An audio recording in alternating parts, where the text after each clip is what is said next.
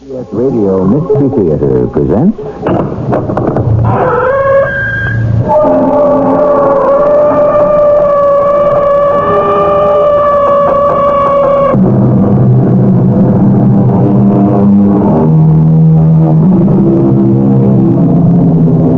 Come in. Welcome. I'm E.G. Marshall. Do you believe in reincarnation? That the soul goes through many phases, each one of them preparing and helping you to a higher evolution? And that somewhere in this process, you can be evoluted enough so that you may reach an eternal peace, the true heaven? Well, whether or not you do, many people believe that we live not one, but many lives on this earth. And through the course of history, this is the story of one woman who learned that she might have led past lives that controlled today's. Shoot him, but first shoot him. I can't. Then give me the gun. I'll do it. No, Eva, no. I beg you. You cannot shoot your leader, your husband. For all the millions you have murdered, I give you this in return. No, I command you not to shoot.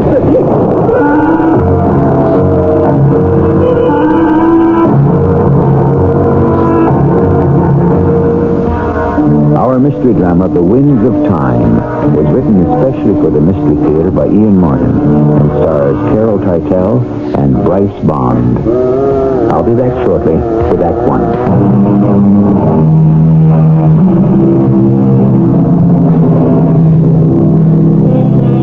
It was Thomas Hardy who said, "Though a good deal is too strange to be believed, nothing is too strange to have happened." I think of this thought every time I bring you another story about the fascinating life or lives of Bryce Bond. Here is a man who is an expert on UFOs, a spiritual healer, a writer, a commentator, and, in a way, a psychic detective, as in this story that he told me. Come in, Mrs. Ormsby.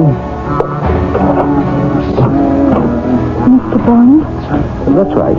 Won't you come in? Well, how did you know I was here before you even answered the doorbell? Nothing very miraculous about that. You telephoned, we talked, and you said you were coming. Oh. Now, will you come in?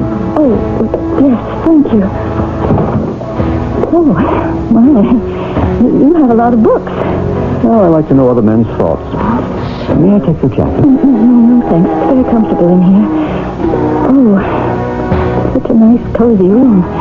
So attractively designed and yet so wonderfully normal. What did you expect? Long, dark drapes with astrological signs? There's nothing strange here unless you want to make it so. Well, I know that's what Beverly told me, but...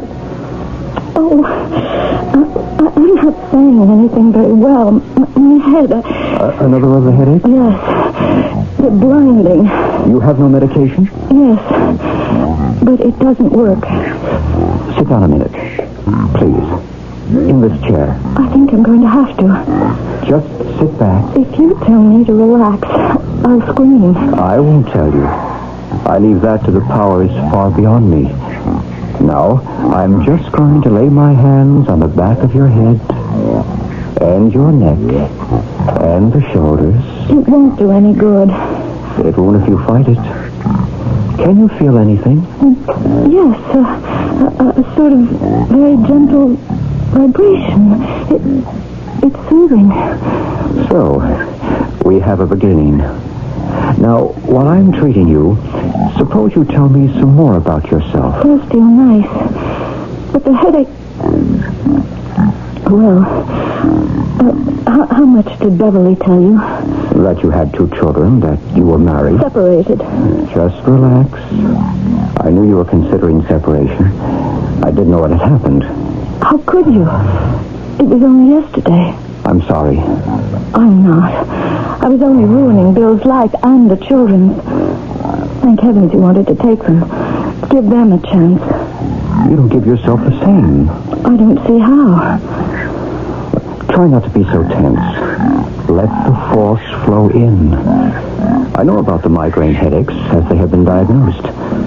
What do you expect me to do for you? Stop the headaches. Save my life. How do you feel now? Well, it's gone for the moment. Or if not gone, at least subdued. But that isn't the answer. Of course it isn't. Then what is? I don't know yet. But we do have a beginning, don't we? What? Well, if the cause of the pain is not physical or psychological, then only one other possibility, it seems, remains. What? It must be psychic. I don't think I believe in such things. Then why are you here? Beverly is a friend. She said maybe you... Mr. Bond, I guess I'm desperate. I can't go on like this. I've lost my husband, my family, and maybe myself. All because of the headaches. Yes, but... Or what causes them? That's what I don't know. And I can't find out. You've no idea. Just what I've told the doctors. This awful thing that haunts me. Ah. What is it that haunts you, Mrs. Ormsby? I don't know. A terrible gnawing feeling that I've left something undone. Or something that I didn't do. Something I should have done. And you have no idea what it is? No. And the psychiatrists haven't been able to find out. Maybe they didn't look far enough. I don't see how much deeper they could have burrowed into what's left of my private soul. Psychiatry digs into the mind, not the soul. This thing that you have left undone, or haven't done, you have no clue what it might be. Look, let's be honest, Mr. Bond. I've thought of 1,000 things. I suppose anyone could. But not enough to cause these headaches. And besides... Besides? I don't know how to say it. You see, I get the feeling that whatever it was or is, it's not part of this life. Well, I know that sounds crazy, but I... Not at all. You mean it may be from one of your other lives? Beg pardon? I'm talking about reincarnation. Oh, I don't believe in that. That might be the largest part of your problem. I don't understand exactly. Supposing I could demonstrate to you that reincarnation is as basic to the life stream as birth and death, would you be willing then to believe that your agony might not be engendered in this life, but out of some past one? You think you can cure me of my headaches? My inadequacy? I don't know. When you were going to the psychiatrist, did any of them use hypnosis? One of them did. It didn't help. My technique will be a little different. I won't be helping you to find your past, but all the other past you have lived. I believe your trouble lies beyond and behind this life. Then how will I ever get well? By going back to your other roots. How? Astral projection. Well, even supposing I believed in such a thing, how could I do it? Just relax and accept hypnotic influence, as you did with your psychiatrist. Well, supposing I say yes, and supposing it does work, that I become a time traveler, how do I know I can get back? How do you know you'll want to? That's why I'm here, to bring you out of it. All right. I'm willing to try anything. Life isn't worth living the way I am. Well, what do I do? Sit back. Forget yourself. Forget me. Forget this room. Stop looking outward. Look inward. It may help you to hold a thought, to have a mantra to say to yourself. I'll give you one. Hashna Crew. Hashna Crew. Hashna Crew. Hashna Crew. Just keep repeating it softly to yourself. Hashna Crew. Hashna Crew. Hashna Crew. Hashna Crew. Carol? Carol? Do you hear me? I hear you. Where are you? I don't know. I don't know. Your winds. Soft winds. Whirling gently all about me. And I seem to be borne aloft on their breath. And rushing past them. Deeper, deeper, faster, traveling backwards into time. Into time. Time.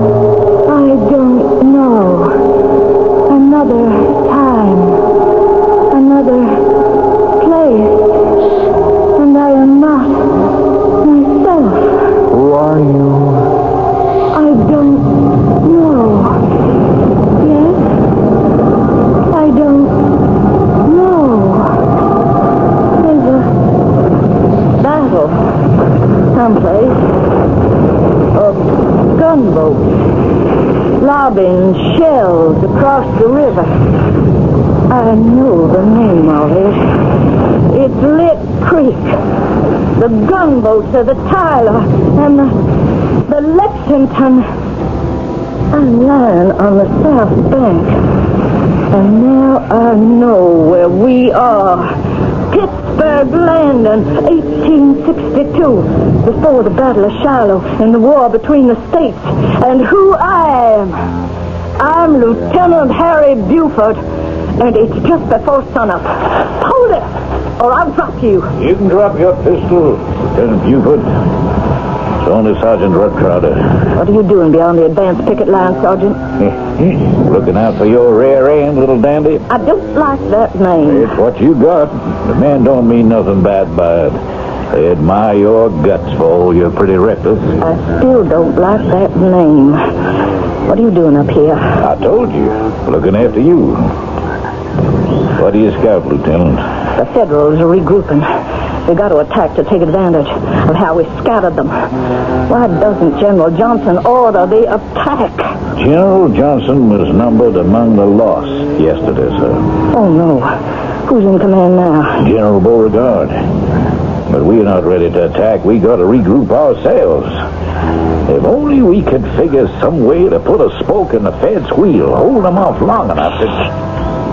What is it? Listen. Yes. 2 men in the boat. Union soldiers. Scouts. Like us. Don't move. By darn, they're more than scouts. The one in front, the short, stocky guy. Yes. That's General Ulysses S. Grant. What are you going to do? Just like a prayer from heaven. I'm going to pick me off the Fed General. That'll set them back long enough so we can make our attack first. No. Wait a minute. That's cold-blooded. You get the other one with your pistol, Lieutenant. Oh, let's hold him. Misfired. Draw a bead on General Grant, Lieutenant. If you love the South, you just blow Lincoln's protege all the handle. I've got him in my sights. So fire! I can't. Quick, before they're lost behind the trees. I can't, Sergeant. That wouldn't be war. That'd just be cold-blooded murder. You really love it, little... Give me that pistol. If you won't strike a blow for the Confederacy, I will. Oh, may we all be damned. It's too late. Give me back my pistol. I'll tell you what I should do. I should give you back a ball from it between the eyes, you no-count little traitor. I would give my life for the Confederacy, but I cannot take another in cold blood. You know you could have lost the war for us.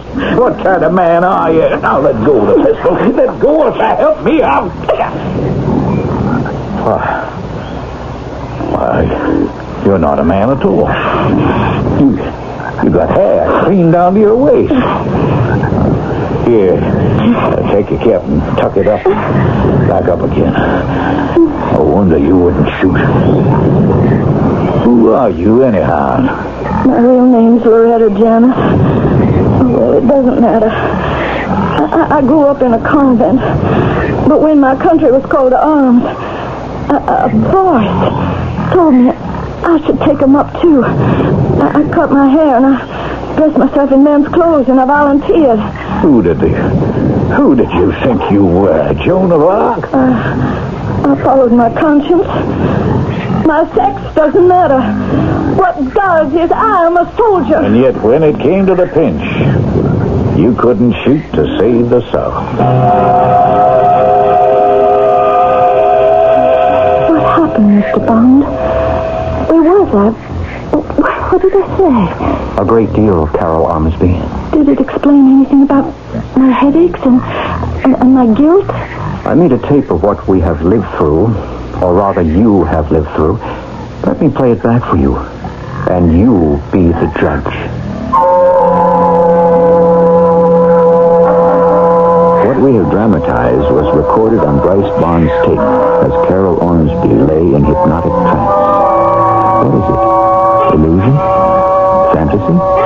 Hallucination? Or just possibly, is it true? I'll return shortly with Act 2. That anyone can have lived more than one life is not to be believed, or is it?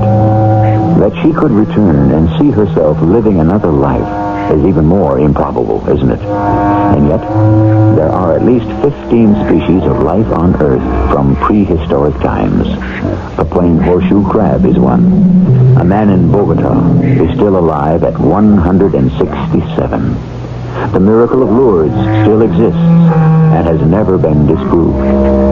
Truth, as always, appears to be stranger than fiction. Let's return to Bryce Bond and the young woman, Carol Ormsby, whose psychic healing he is trying to effect. Is that all I feel guilty about? That once in a former lifetime I didn't pull the trigger of a pistol and kill a man in cold blood? But how could I feel guilty about that? Remember, in that reincarnation, you were a passionate supporter of the South. Ulysses S. Grant was an arch-enemy. Are you saying I should have killed him? No. Matter of fact, you couldn't have. What do you mean? Either as Loretta Janeth or Lieutenant Harry Buford, it wasn't you who failed to fire. You were stopped. By what? The march of history.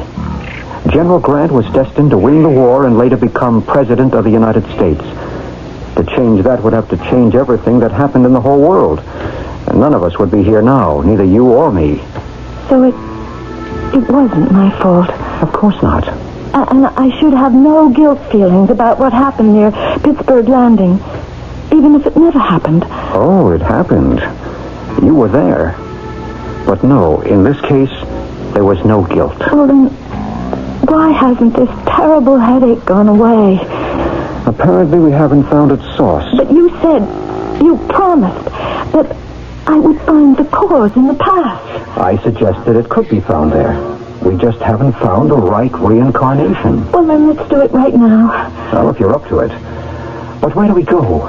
Before 1862 or after? You mean you can pinpoint it? I wish we were that advanced. But within reason, we can move forwards or back. What would you suggest? First of all, try to supplement the pain.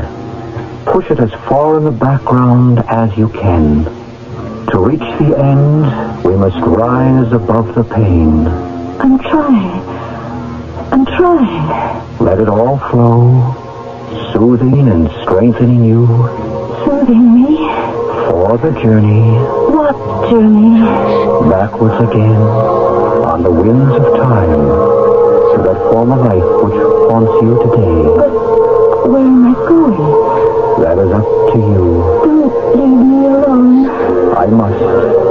Only you can live your destiny. But where? Where can I find help? Where are you taking me to? What's that wonderful sound?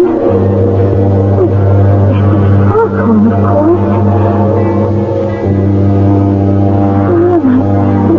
Where am I? Good evening, miss. May I help you? Well, I don't know.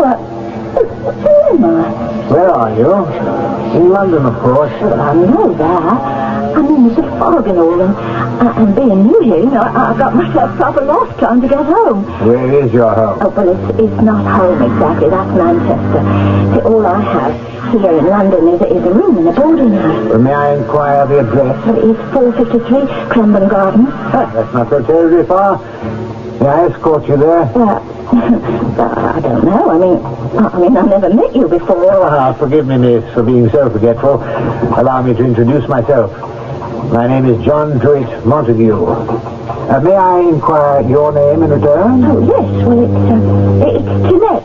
Well, I mean, that's what people call me, you know, who know me. It's really Mary Jean Kelly. So, now that we've met, may I take you home? Oh, I wouldn't want to trouble you, sir. Oh, no trouble at all. So, after studying for the bar at Oxford, I failed. I suppose it wasn't the career I was cut out for. And I became a teacher at a private school here in London. Oh, you know, it's ever so exciting to hear about someone who really gets out and does things. All I ever done has been in service. There's nothing to be ashamed of. Next to a gentleman like yourself, is not much of a much. Oh, no, I am glad you picked me up. I thought perhaps you'd come around to admitting that. Well, he's such a big city, Mary. It does scare a person. Oh, particularly these days. These days? Well, I mean, with that terrible Jack the Ripper prowling about. I can't tell you how afraid I was. I knew about that corner till you came along. Well, no reason to be any more. You haven't met up with him yet. No, there's a strange grave. I wish I would. Just on my behalf and all the other women. I might be able to call his number. Hello, we're back at your place. Here, driver. Oh, thank you. Now come along. I'll see you to your door. Is this your room? Yes, and I would like to say good night here. Why can't I come in? Oh, I wouldn't want to get in trouble with my landlady. The whole house is asleep. Anyway, why did you let me out if it wasn't for... Now, I do hope you haven't got the wrong idea about me. I'm quite sure I haven't. No. Here, let go of me. You do me that way, didn't I warn you? Now, let's not be silly. Hasn't the whole thing been cut and dried from the first moment? Oh! I'm sorry. Oh, I didn't mean... Cut me. Oh, it's only my uncle's old razor. He gave it to me to protect me. Oh, you're bleeding. Oh, come on in. Here, I'll put a dressing on. Yeah, it's really all right. It's not that bad. Except I do feel so bad. You let me bandage it. No, I wouldn't waste your time. Oh, I'm ashamed of what I did. I mean, I know you're a gentleman, and I shouldn't have reacted the way I did. I must admit, you surprised me. After all, why did you invite me to your room? I didn't invite you. Now give me that razor. You've done enough damage. Do what I tell you. What are you talking me about? I'll give you one name, my real one. You'll never live to spread it abroad. Or my other one. You see, my silly girl, I am Jack the Ripper. No, you stay away from me. Give me that razor. You're a fallen woman, a person of the street. You must be destroyed. And you are a madman. I should destroy you. The difference between us is that you wouldn't dare. Once I have that razor, I will... No, you can't.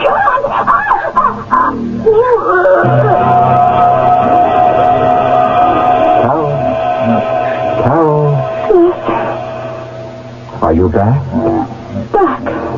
Back from out-of-body experience. Out-of-body experience? Astral projection. Oh, thank the Lord, it was only in my mind. It was awful. What? I was in a new reincarnation. Who? A girl named Mary Jean Kelly. In London. At the time of Jack the Ripper. One of his victims? I guess. But if I had the courage, I could have killed him. I don't believe you could have. Why not? Because Jack the Ripper killed other girls after that. Once again, you couldn't change history. But I feel so guilty. This is a man who didn't deserve to live, and I could have killed him in self-defense. But you didn't. No, I didn't. So it's still not the guilt you think you bear. Then what is? Something we have to keep looking for as long as you want to. I must find my way back. But it all seems so hopeless. Does it honestly now? No? Now that we have the whole world from the beginning to the end of time to search and find out why you are haunted. For the moment, I'm too exhausted and too tired to go any further. Can we try tomorrow, Mr. Bond?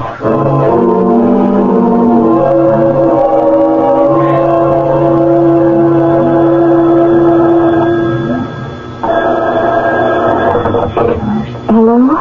Forgive me, Carol, for calling so late, but I wanted to ask a question I should have in the beginning. What question? Do you remember the first time you had the headache? I'm not liable to forget. It was a year and a half ago, on a beautiful spring day. I remember it so vividly because it was the first day it was warm enough to sit outside, and because it was so perfect, I didn't think anything could spoil it. And then the headache struck. What were you doing when it did? Nothing particularly. I mean, were you gardening? Bending over? No, I was just sitting, reading the newspaper. You remember what article? or whatever you were looking at? Well, I was just glancing idly over the first page. Can you recall that exact date? I'm not quite sure, but I can look it up. It was the first day I went to the doctor. You think it might be important? I do. Why? I can't explain. I can almost see something in the paper that day that may be the whole key.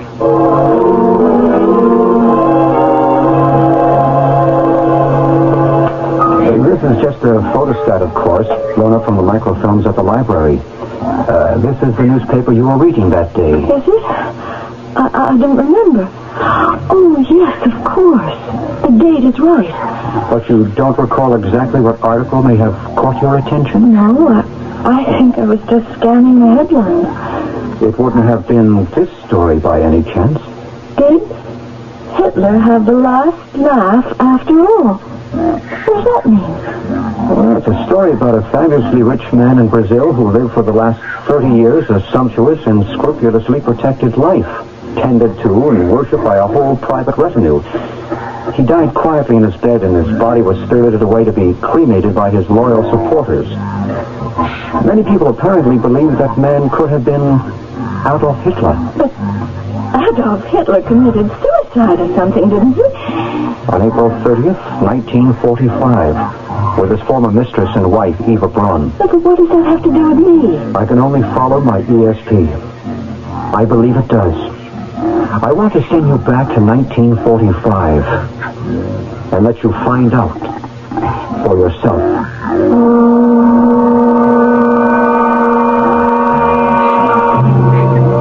The dark, pain-racked eyes of the tortured girl are fixed on the calm, compassionate face of Bryce Bond.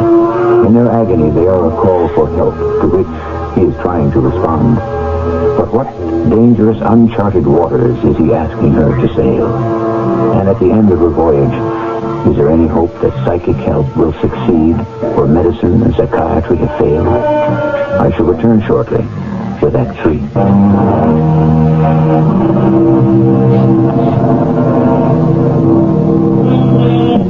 Should Carol Ormsby, in search for relief from the devastating headaches which have ravaged her for nearly 2 years, risk another mystic journey into the past through psychic doors opened by the specially resourceful Bryce Bond? Why not? It was Claudius, King of Denmark, in the play Hamlet, who said, "Diseases desperate grown by desperate appliances are relieved, or not at all." Do you really think I could have had anything to do with someone as revolting as Adolf Hitler? Let's put it that he may have had something to do with you. Well, how could he have anything to do with one of my headaches? Remember, you said you were haunted by a feeling of something you might have left undone. Well, I don't know if I want to time travel again. What good is it done? And I'm always afraid I won't get back. What have you left to go back to, Carol? You're right. There's nothing left for me here. Or everything? If we can lay to rest whatever ghost it is that haunts you, let me take away the pain to begin with. If only you could. I mean, more than temporarily. I can't live with it anymore. What is it that I have done or left undone that I'm being punished for? Every psychic gift I have suggests to me that it was something to do with that story in the paper the morning you suffered the first attack. About that man in South America? The one they thought could have been Adolf Hitler.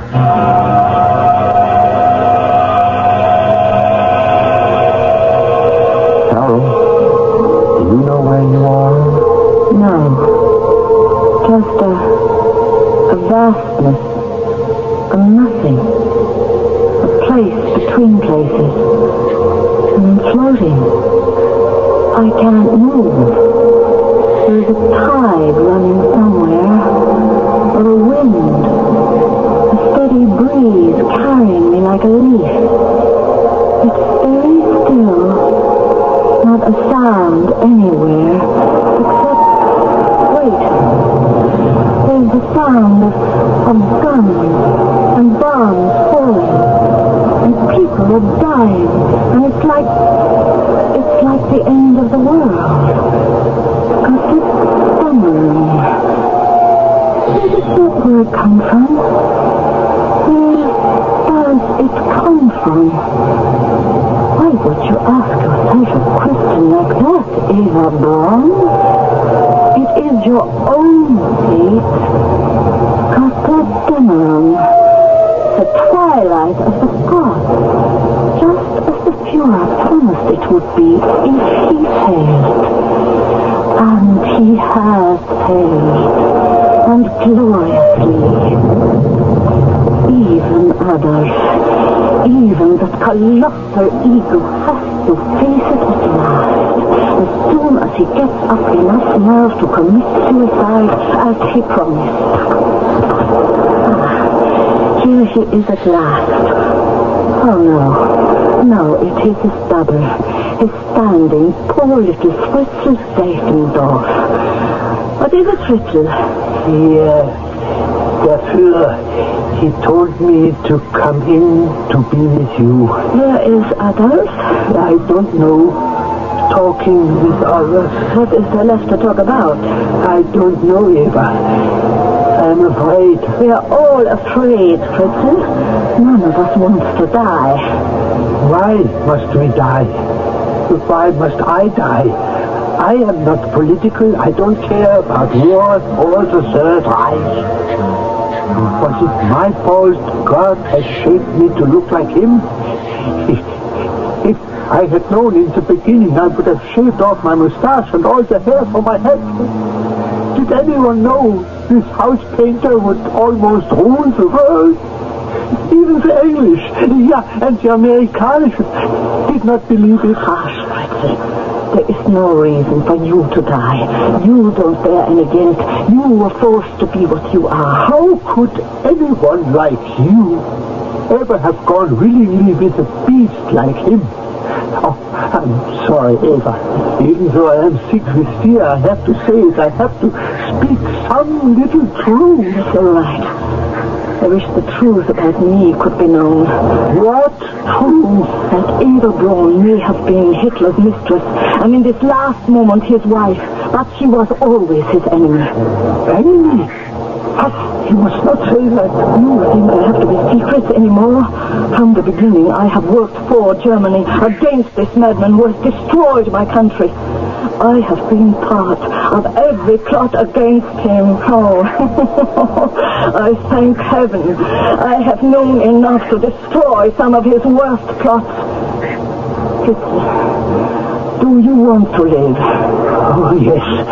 Oh, yes. All right, then listen to me. The last act is about to be played out. Adolf Hitler and I are to have a suicide tryst.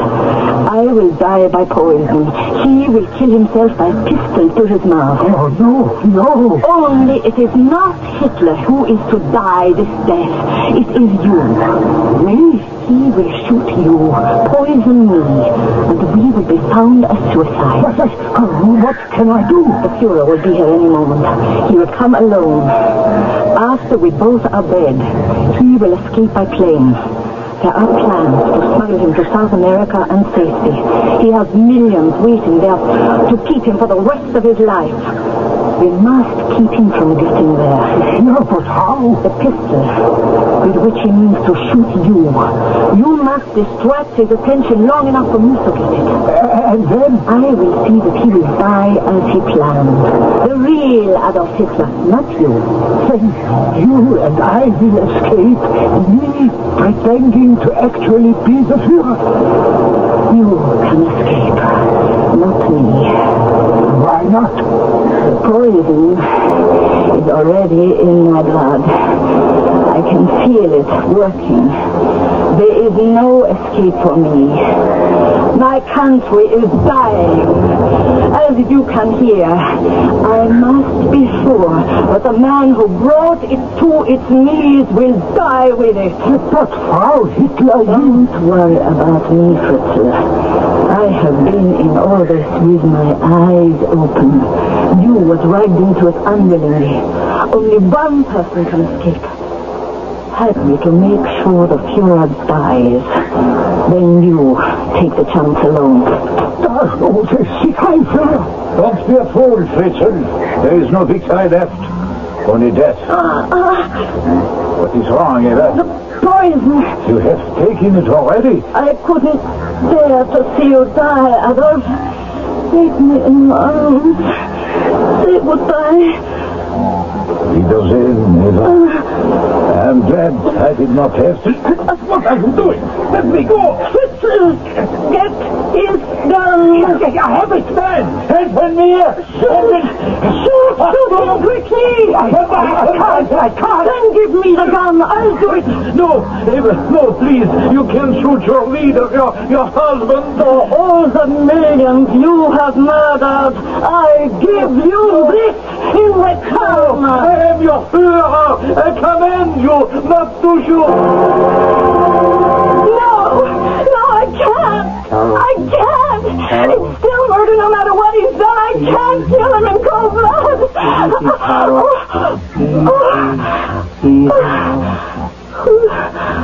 Who's that? Oh, who are you? I'm Bryce. Oh, Bryce Farm, remember? Bryce. Oh, yes. Yes. You put me under and I was... Oh, could I really have been that awful woman? Not so awful, it seems. Oh, no. The headache. It's worse than ever. It shouldn't be. Oh, it is.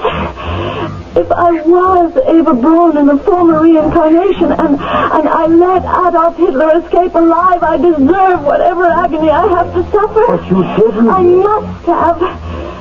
Isn't that what this is all about? That's what I must have seen that morning in the paper. The story of how Hitler lived for 30 years in safety in South America just because I didn't have the strength to pull the trigger when I was Eva Braun. Who says you didn't? But the proof was there in the newspaper story. The man was never positively identified as Hitler. But who says he wasn't? I do. What about Fritzl? The double who might have made his escape instead. But how can I know? As long as it might have been Adolf Hitler, I have to bear the guilt. Supposing I can prove to you it wasn't. How? We will go back just one more time. It will be faster now that you know the way.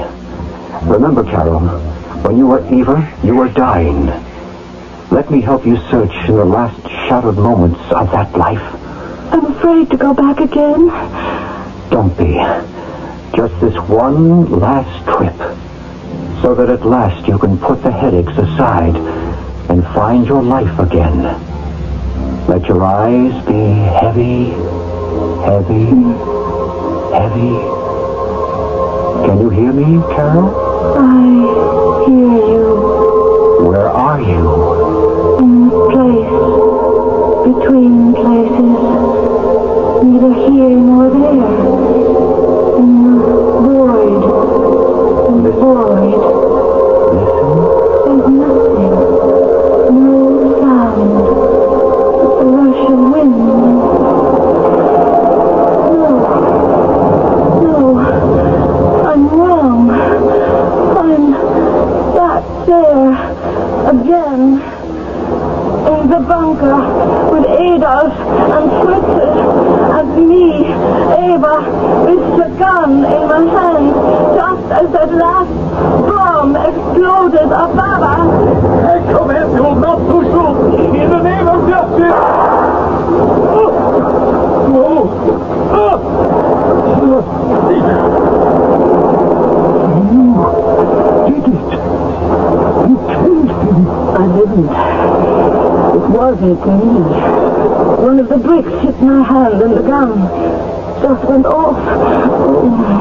Oh, Hitler. Don't call me that. I'm sorry. Eva. Don't worry about me. Run, Fritzl. Run. Pretend to be him. Maybe you'll catch that plane and get away with it. But you... How can I help you? You can't help me. I don't need help anymore.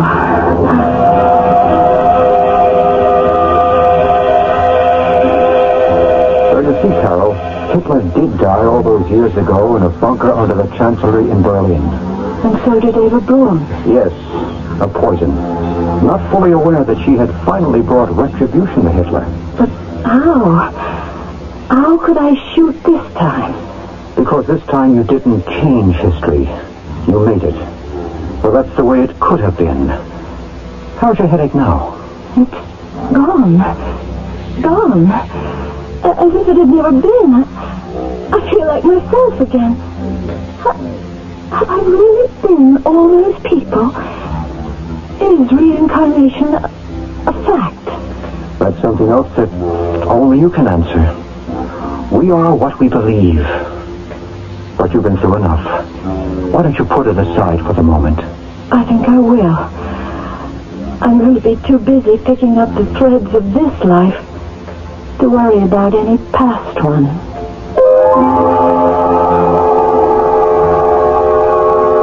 Carol Ormsby doesn't have to beg the question. She has too many other questions in her own life at the moment. Can she regain her children and her husband, rebuild her shattered life?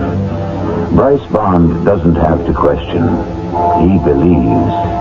I guess the rest of us will have to answer the question, each for himself. I'll be back shortly.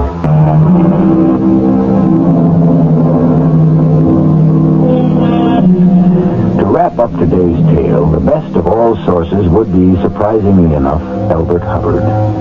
For no matter what you believe about method, a woman was cured of a devastating disability. A woman given up by medical science, so that any cure had to be a miracle. Which brings us back to Mr. Hubbard, who said, a miracle, an event described by those to whom it was told by men who did not see it. Which is, after all, just what I have done. Our cast included Bryce Bond, Carol Teitel, Ian Martin, and Robert Dryden. The entire production was under the direction of Hyman Brown. This is E.G. Marshall inviting you to return to our Mystery Theater for another adventure in the macabre. Until next time, pleasant dreams.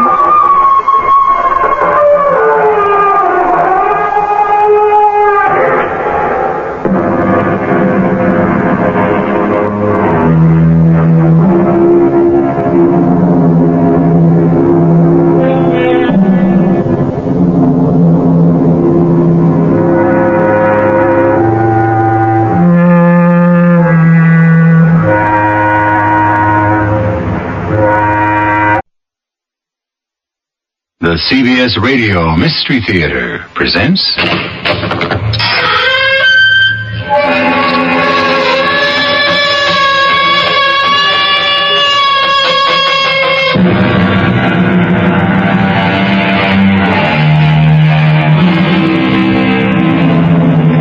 Come in.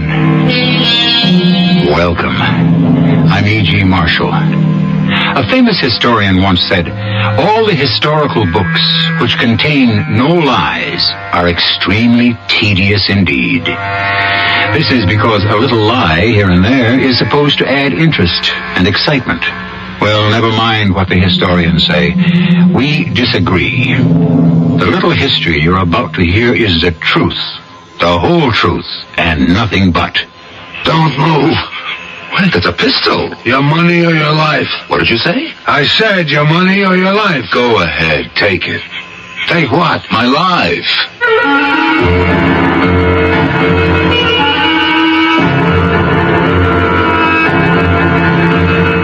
Our mystery drama, The Iron Horse, was written especially for the Mystery Theater by Sam Dan and stars Norman Rose. I'll be back shortly with Act One.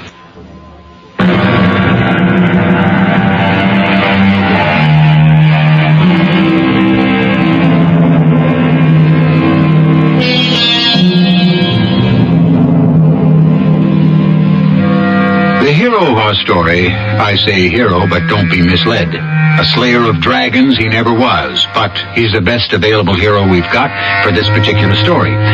He lived maybe 150 years ago in a little village somewhere in Central Europe. A village the rest of the world knew nothing about, but that's all right. The people of this little village didn't know very much about the rest of the world either. About our hero, his name was Mendel, and one day he had been summoned to appear before the local landholder, the Count, the imperial representative of the Emperor Franz Joseph himself. Well, Mendel, you're here. Yes, Your Highness. Do you know why I sent for you? Oh, yes, Your Highness. Speak. Obviously because Your Highness wishes to buy more horses. And that's why you believe you're here. Yes. That is not why you were summoned, Mendel. It isn't? No. Why should I buy more horses from you when the ones you sold me last month died? They died? All 10 of them. All 10? Yes, Mendel. But I don't know what to say, Your Highness. You don't, but I do. I paid you 250 kroner for those horses, did I not? Oh, yes, Your Highness. Therefore, I expect you to give me back my money. Oh, but Your Highness... Yes? Horses die. Not the ones I purchased in good faith. But Your Highness, Are you telling me you've already spent the money? Well, there were debts, and these are hard times. No, you don't have to pay me right away. Oh, thank you, Your Highness. I'll give you a week.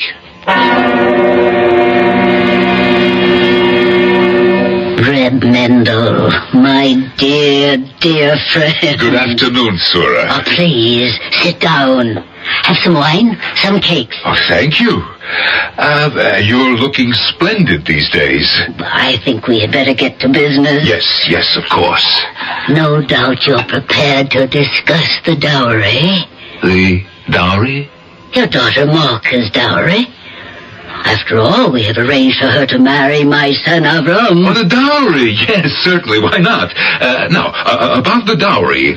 What about the dowry? Sura, you are the most perceptive and intelligent of women. What about the dowry? Well... Does that well mean what I think it means? Please, listen. The match is over. Let me explain. There is absolutely no need for explanation. All that is required is the agreed-upon dowry. The dowry will be forthcoming. But there is a but, isn't there? Asura. Nice to have seen you, Mendel. Drop in again sometime when we can have a more tangible discussion. Asura, you must help me. Of course. I'll help you to the door. Well, I have nowhere to go. You must lend me 250 kroner. If you expect me to lend you 250 kroner, you do have somewhere else to go. The lunatic asylum. But the Count, if I don't pay him the money, he'll throw me in jail. Good afternoon, Mendel. I'll pay you back. You will. How? Well, you'll see. Goodbye, Mendel. Sura. Listen, Sura, I was born under a lucky star. I am the seventh son of a seventh son. I am destined to be rich. The seventh son of a seventh son. According to all the legends... Mendel, I said goodbye.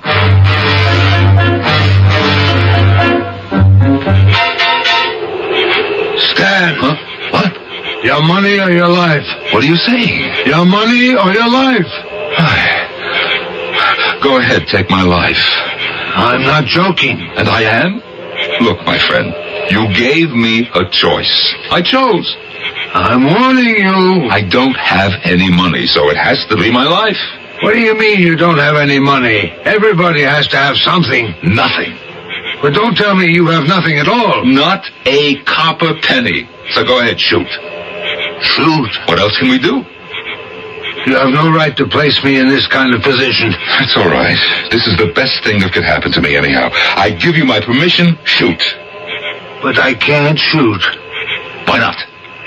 Because the pistol isn't loaded. The pistol isn't loaded? What kind of a bandit are you, anyhow? Who can afford to carry a loaded pistol these days? Do you know how much it costs for ball, powder, and percussion caps? Oh, I'm sorry. You think a bandit has such a great life? I haven't eaten in 3 days. Oh, business is bad with you, too, huh? Why did I turn thief? To raise some money. So where can I go from here? To raise money. For what? To buy a horse. Oh, talk to me. I'm a horse dealer. No, this isn't your kind of horse. This is an iron horse. A horse? Made of iron? That's right. Oh, my poor friend. Hunger must have made you a little bit, light in the head. Come home with me. We'll see what's for supper. But, Papa, all we have to eat in the house is potatoes. If that's what we've got, that's what we'll eat. Papa, you went to see Avram's mother this afternoon? Yes, Surah, I did. Are you sure? Am I sure? Of course I'm sure. Oh, I'm so happy. I love Avram so much. Don't worry. Worry? You mean there's something to worry about? No, there's nothing at all. Then why did you tell me not to worry? Malka, my child, we have a guest. Prepare the supper.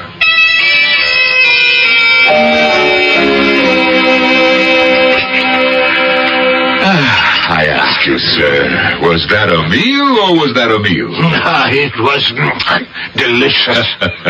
True, it was mostly potatoes, but so artistically prepared, no? My compliments, Miss Malka. Yes, Malka will soon marry the son of the richest woman in the village. I'm sure she shall make him even richer in happiness. Very well put.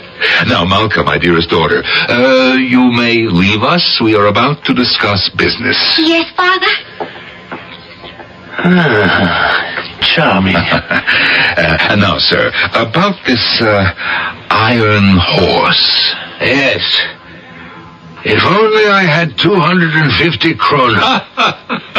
250 kroner. You too? Go ahead with the story. The Iron Horse is a name that we give to a locomotive. Mm-hmm. And what, if I may inquire, is a locomotive? Something new. Invented by an Englishman, George Stephenson. It's a steam engine with wheels, and it pulls carriages. Oh, that's impossible. It runs on tracks. It's called a railway.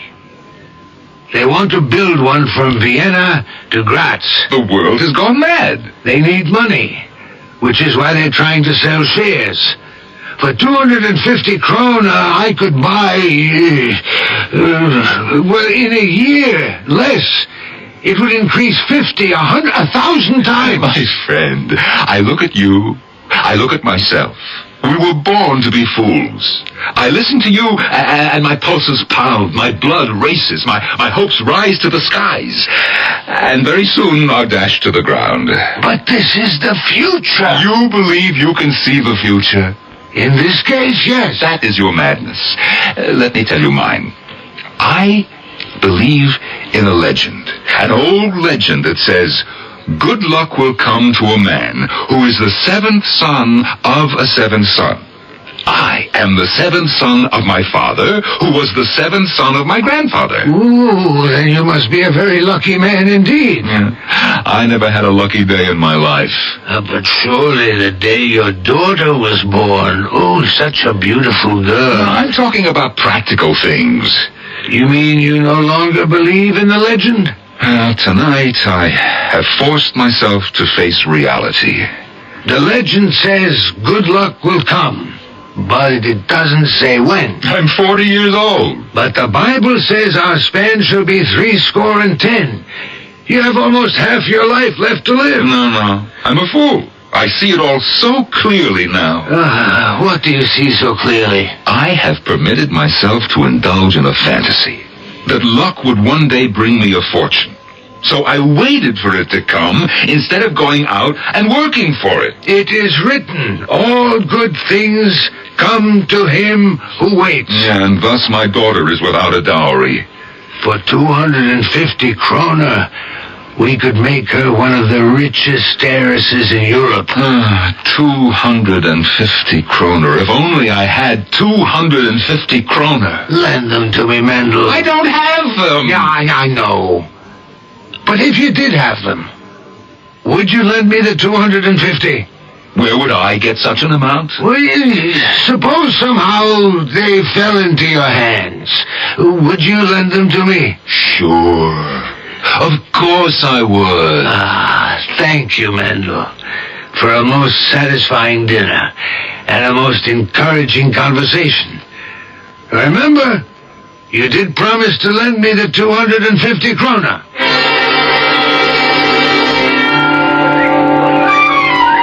Hello, Avram? It's Malka. Yes, it's Malka. Have you forgotten what I look like? How can you say that? I haven't seen you in such a long time. Well, I've been busy. Doing what? Is it true we aren't engaged anymore? Oh, how can you say that? Is it true? Oh, I don't know. Were you ever... I understand. That is, I hear that Connor the matchmaker is trying to find you another bride. Oh, now that's...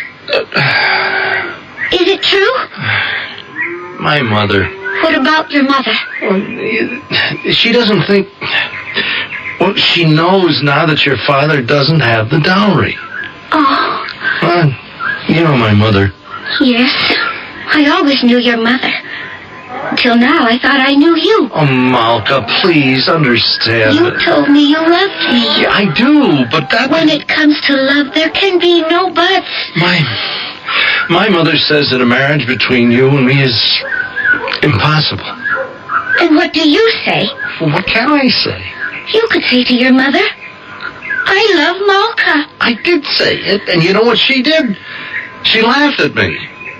I see. No, you don't see.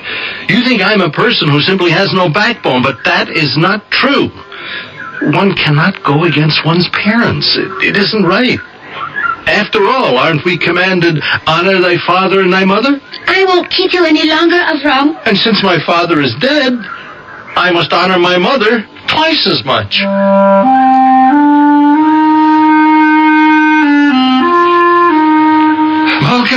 Malka, are you home? Yes, Father. I'm home. I have the most fantastic news. Father. Oh, what is it? Avram. What about Avram? His mother has broken our engagement. Oh, that. You're better off. Oh, please, Papa, don't say that. I love him. Nonsense. You are going to marry a prince. No, Father. Not now. Not today. I just want to be alone. Cry for a little bit. And start to reconcile myself to the fact that I'm going to be an old maid. Malka. They'll come knocking on this door by the hundreds, the thousands. The men who will seek you out in marriage. Oh, princes, kings, millionaires, great men of wealth and learning. How will we ever choose among them? Oh, please, Father. Come, enough of that. This is a day on which we must celebrate. Prepare the supper. You'll notice we have a goose, fresh white bread, wine, fruit. Oranges? Father, where did you... I have arranged to build a new house. This hovel, it doesn't suit me. Papa, the money, where did you... The legend, Malka. It has come true at last. Malka, we're rich. Rich as Rothschild.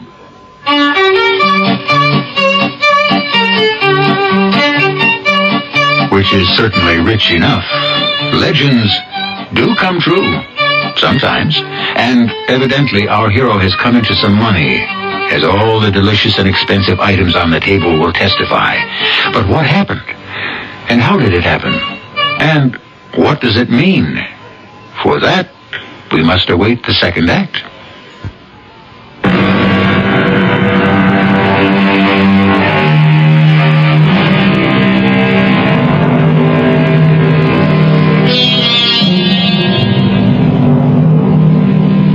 What is the old saying? If you're fated to drown, you can drown in a cup full of water. If it's your destiny to be rich, fight against it as hard as you will. One day you'll be wealthy. These things have been decided long in advance, we are told, and only fools strike out against the inevitable. Papa, what are you talking about? The money. Where did you get the money? Sit down, my child, and I shall tell you something that has evidently escaped your attention. Please. You have been a good daughter in every respect, but one. Just tell me about the money. I know you love me, but you do not obey the commandment. You do not honor me. Oh, no, Father, not that. I say that because you did not believe in me. I told you about the legend that said that I would one day be rich, and you thought to yourself, I could see it in your eyes, poor old man. No, Papa, I never You said... did, but it doesn't matter. I forgive you. Here, read. Read this letter. It came from me today. A letter? Why, we never received a letter in our life. Read it. Oh, such paper. It's parchment. Mm-hmm. It's what the Emperor would use to write a decree. We shall one day meet the Emperor, because now we are rich and important people. Father, what does it mean? Why don't you read the letter? Good heavens, I spent long, weary hours teaching you to read. Have you forgotten everything so soon? To Herr Mendel, Esquire? Yeah, you see how it begins. As attorneys at law for the late Morency Rothschild, we are pleased to inform you that you are the sole heir to his estate. Aha! What do you say now? All the necessary documents will be forwarded as soon as the required legal procedures have been performed. Congratulations. Signed, Baumwiller and Schuttenfass. Attorneys, Vienna. Oh, Father! Now, what do you say? What do I say? Now I can marry Avro. You don't want to marry Avro, do you? Well, I'm not so sure. You're an heiress, my dear. Oh, yes. You are going to be richer than he is. Oh, I never thought of that. Yeah, well, think about it. Answer it, my daughter. Oh, yes, Father. Soon we shall have servants to attend to little details like this. But, meanwhile... Oh, I understand. Why, it's Sholem. Yes, it is Sholem. Oh, how dare you? Please, sit down, Sholem. Have a glass of wine. Wine? Wine? Well, that's my wine. Give me everything that's left here. Everything you stole from my shop. Father, you didn't... How dare you, Mendel? How dare? Father, what did you do? Anybody, I'll tell you what the scoundrel did. I was away. I left my assistant in the shop. I should have known better. He's a fool. Why did I hire him, eh? What did my father do? He convinced that idiot to sell him all that food and wine and fruit and preserves on credit. Father! Mendel, you took advantage of me. You told that young fool that you'd come into an inheritance. I have. Don't try that with me. We know each other too long. It's true. Don't lie to my face and make it right. Read this. What? Go ahead, read. This is to inform you. Hey, Mendel. Yes? Oh, Mendel. What can I say? You can say you're sorry. Mendel, we've been friends since we were boys. Please feel entirely at home in my shop. Oh, it's an honor to be of service to an old friend. Credit? What's credit? Mendel, the word comes from credibility, which means belief. You understand? I understand. And I always believed in you, Mendel. You can ask my wife. I always would say to her, Leah, that Mendel, he was born under a lucky star. One day he's going to be as rich as his Midas. Credit Mendel. Well, my dear friend, anytime, for anything you choose, your credit is unlimited. Oh, thank you, Sholem. You know, you always were a trusting soul. Oh, Mendel, my friend, if we cannot trust our fellow men, of what use is life itself, huh? Oh, the goose. It was tender enough. Oh, it was excellent. Shall I send another, huh? And the fruit. Oh, I have oranges from Spain and preserves. Well, whatever you think, Sholem, whatever you think. Well, then I must be off. Hey, good day to you, my very best friend. And good day to you, Mr. Smalka. Mr. Smalka, what a fine ring that has. Father! Oh, Father! I just remembered. Now, what is it? The The week is out. What week? You were supposed to give the Count his money, 250 krona. Ah, don't worry about it, my darling little one. Don't trouble your pretty head.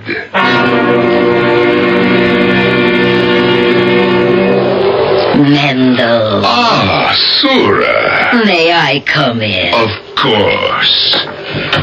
Please, have a seat. Thank you. A glass of wine, perhaps. Mendel, I'll come to the point. About a week ago, we had a little discussion. We did? Yes. Or perhaps we did. I speak to so many people these days, you know, I no longer can keep track. Let us say we had a misunderstanding. Refresh my memory. About what? About the marriage. The marriage? The marriage between Avram and Malka. Oh, that marriage. Mendel, they love each other very much. Sura, as I recall, you are the one who broke the engagement. I was feeling under the weather. You know how it is sometimes. You feel miserable, you just lash out. Yes. How is she, the darling girl? Oh, what a treasure. This match was made in heaven. That's what I said to myself. How can anyone come between them? Shall I tell you something, Sura? Frankly? Please. Well, between us, there should be no secrets. Sura, I felt that you never liked me. How can you say such a thing like that? You always felt that I was a silly, impractical dreamer who would never amount to anything. Mendel. I'm sorry. That's how it appeared. But it isn't true. Why, I admire you above all men, and there is nothing I wouldn't do for you. Yet a week ago you ordered me out of your house. Oh, Mendel, that's a bad dream. Let's dismiss it completely from our memory. And why? Why? What did I do? Oh, Mendel, I'm sorry. I was temporarily embarrassed, financially. It's the kind of thing that can happen to any of us. Of course. Yet you chose to make an issue of it. Mendel, as I told you, I was out of sorts. I have a fault. I'll confess it. I have an abominable temper. I try to control it, but at times it gets the better of me. What can I do? I'm only a human being. Forgive me. You ordered me out of your house. If I recall, you suggested that I repair to a lunatic asylum. Mendel, do you know what I would give if only I could call those words back? And what did I do to earn this anger, huh? I only asked you for a tiny favor. You remember? Do you remember, Sura, what that tiny, insignificant favor was? I asked you for a loan of 250 kroner. Yes, Mendel. That's all. 250 measly little kroner. And I don't know, the roof fell in. I haven't slept in a week. If only I could relive that day. Once the act has been committed, it is gone. It falls into the vast empty space of eternity. Please, Mendel, don't let 250 krona come between us. Well, what do you suggest? Here, I brought them with me in this envelope. But take it. Count it. Oh, but the situation is different. I no longer need to borrow this money. You told me the Count must be repaid. Of course. Well, you have come into a fortune, but it will take a little time before the money is in your hands. Now, that's true, isn't it? I suppose. But I can explain the situation to the Count. He'll be willing to wait. No, Mendel. It's better not to keep people like that waiting. Pay them, be rid of them. Keep me waiting. Oh, Sura, you have such a good heart. Let me make amends for the way I treated you. It was a sin. Let me atone for it. And what does it amount to after all? 250 kroner? Ah, Sura, what can I say? Don't say anything. Just take the money. Stand! Oh, look who's here. How are you, my friend? Up to your old tricks again, huh? No, I had to abandon that line. I was terrible at it. but I've come back to see you. It's a pleasure. Walk a little way with me, huh? Where are you going? My friend, I am bound for the palace of the Count himself. Oh, is that a fact? The most marvelous thing has happened. I have come into an inheritance. No. Yes, and now I have plenty of money. I'm going to repay the Count. Good. If you have plenty of money, then you can lend me 250 kroner. Oh, but 250 kroner is all I have. They belong to me. What? Oh, you don't remember. We were in your kitchen eating those delicious potatoes cooked by your most beautiful daughter, and I asked you to lend me 250 kroner. What did you say? I said I didn't have them. Yes, and what did I say? I said if you did have them, would you lend them? And you said yes. Is it a promise, I asked? Yes, you promised. Oh, I didn't think that I would ever have... Isn't it a sin to make a promise one has no intention of keeping? Oh, I would like to. The money has been pledged to me. But I owe it to the Count. Who can make better use of it? That is not the question. By now, everyone knows of your good fortune. Everyone knows the legend has come true. The Count will not press you. He'll be willing to wait. Even so. But I can't. The Iron Horse can't. Now listen to me, Mendel. It's a new world. A new way to travel. Oh, please. A few men, a handful, will make their fortune. A few men with vision. The rest will sit by and let opportunity escape, and they will spend the rest of their lives being sorry. Don't you be one of those people. But the money, it isn't mine. What money is ever yours? Do you take the money to paradise with you when your time comes, do you? No, you leave it here. Now that's a fact, isn't it? Well, yes. All you ever have here below is the use of the money, an opportunity to make it grow. Mendel, I tell you, your 250 kroner are nothing but a little acorn. Watch it grow into a mighty oak. Oh, my friend, please, don't tempt me. Mendel, place 250 kroner in my hand right now, and I give you my solemn oath that before too long, I shall place 250,000 in yours. What do you say, Mendel? Huh? What do you say? Mendel?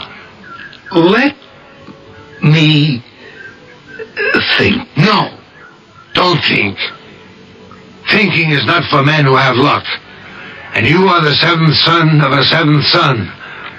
Fate has already done your thinking for you. Fate wants to make you the richest man in the world. Now, just hand over the money.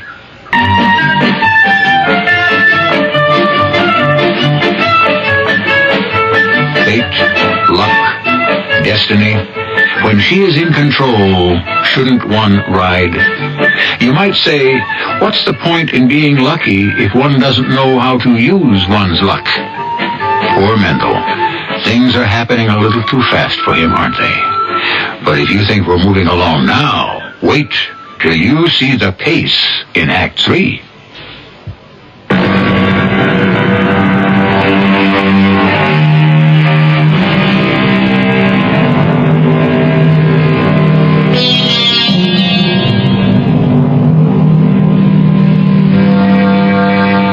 There's a saying, don't sell the skin of the bear that's still in the woods. Makes a great deal of sense. But it's a maxim more honored in the breach. That's human nature, isn't it? And what a market there is in unskinned bears, unhatched chickens, and birds with salt on their tails. Tell me more about this Iron Horse. What's there to tell? It's a steam engine. It moves itself on wheels along an iron track. I never heard of such a thing. It pulls carriages, and they can be filled with people, with goods. What's going to happen to horses? There won't be a need for any. Then what's going to happen to horse dealers? They'll starve, which is why you need a new profession. I don't need any kind of profession anymore. I have come into an inheritance. I'm a rich man. Well, then behave like one. What do you mean? Rich men must always do something with their money. They just can't sit there all day and look at it. Listen, Mendel, unless you invest your money, no one will believe you're rich. An iron horse? Believe me, Mendel, for you, it will be a golden horse.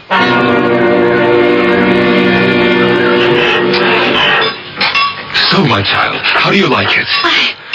I can't believe The it. Count himself will not live in a finer-looking house.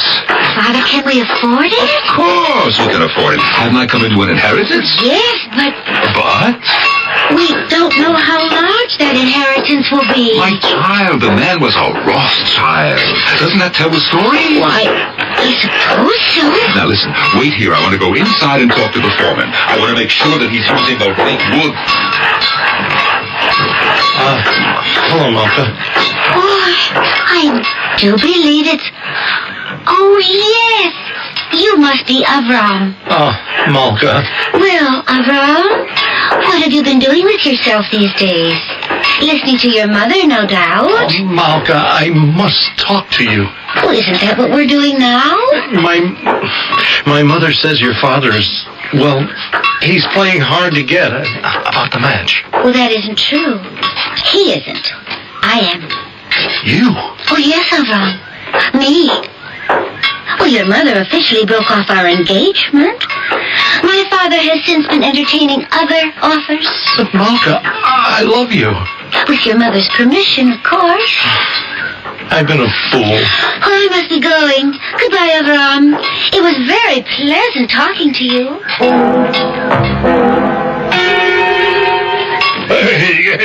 Good day to you, Mendel. Shalom, my good friend. Yes, they told me I would find you here. Oh, yes? Yes. Isn't it going to be a magnificent house? Oh, I can see. Of course. Mendel. Yes, what is it, Shalom? Yes, I was wondering, could you... I hate to ask. Go ahead.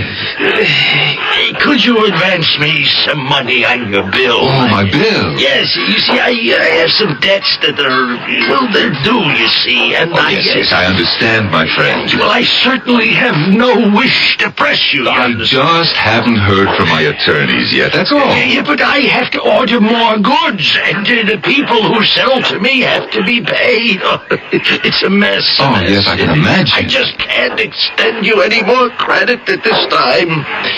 Please, don't be angry with me. Sure. Haven't we always been the best of friends? And shall it not continue? Mendel, of course.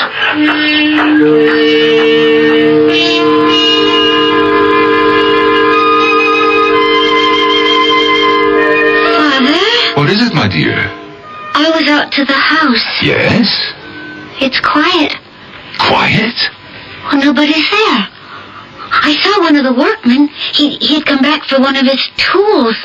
Well, I asked him what was wrong, and he said they weren't going to hammer in another nail till they got paid. Father, Well, everyone will just have to wait, I suppose. but surely it's going to be all right. Of course, my child. Should I answer Of it? course, why not? Oh, Your Highness. Highness, please come in.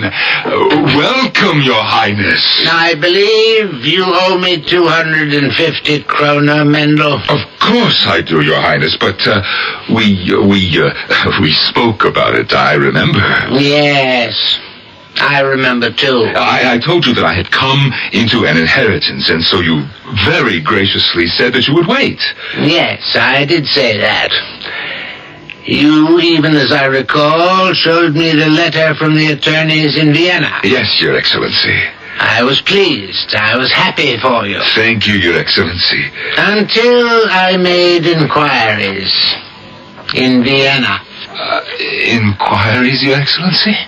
No one ever heard of a Montmorency Rothschild. Oh, perhaps he was a distant relative of the family. But the firm of attorneys that had signed the letter, no one ever heard of them either. Oh, Your Excellency. They do not exist in Vienna. The address? No such street exists in Vienna. I don't understand. The thing is a hoax. But why should... I don't know what I mean. At any rate, the debt is still 250 krona. You have a week. I expect to be paid at that time. Or else. Good day, Mendel. Miss? Father, what are we going to do? My child, we must hope and pray that somehow this thing will work its way out. Father, listen. What is it? Voices. People outside the door. Father, I'm afraid. Don't open it. Well, we have to face it sooner or later, my child. See? Swindler. My friends. Don't you call me your friend. My friends, what is it? Yes, as if you didn't know. You cheated us. But what did I do? I'll tell you what you did. You wrote yourself that letter. That is not true. There is no such law for him. The Count informed us. He didn't want to see his honest subjects being cheated any longer. Good people, I assure you. You knew. We would all give you credit, you know. All of us. We're going to petition the Count. He's going to put you in prison. You and that daughter of yours. She's in it, too. No. You be quiet, Avram. No. No, she's good and she's kind and she's honest, and I don't care if she doesn't have a penny. I'm going to marry her anyway. I forbid it. What are you going to do? Disinherit me? So I'll be poor. It's not so terrible. Don't say that, Avrum. I don't care. Malka, you're going to marry me and nobody else. Do you understand? She can't marry you if she's going to be in jail. Who's going to be in jail? Who are you? Why, I happen to be Mendel's business partner. Well, then you'll go to jail, too. I believe my partner owes you 250 krona, madame. Here you are. What's this? Count it. You'll find it correct. And you, with a large mouth. How much does Mendel owe you? 10 krona. Oh, such a fuss about 10 krona. Here you are. The rest of you line up by the door, and you will all be paid. Oh, by the way, I encountered the Count en route. I paid him off too, Mendel. But... Avram, did you mean what you said? Yes. Oh, Avram. Why don't you two young people go off somewhere in private and discuss it among yourselves, huh? And now for the debts. Mendel, I must insist that you hear me out. Well, this is just another one of my bad days, on which I say all sorts of ridiculous things. I understand. Mendel, we're friends. But friends must always have these little misunderstandings. You know why? Because they test the bonds of friendship and make sure that they're strong. Of course. Please, Mendel, take back the 250 krona. I don't want them. I'll throw them away. I won't take a penny of your money in my shop. Not now, not ever. Please, Mendel. Thank you, good friends. If you'll excuse me, I must talk with my business partner. Oh, certainly, Mendel. Oh, we understand. What happened? I told you what would happen.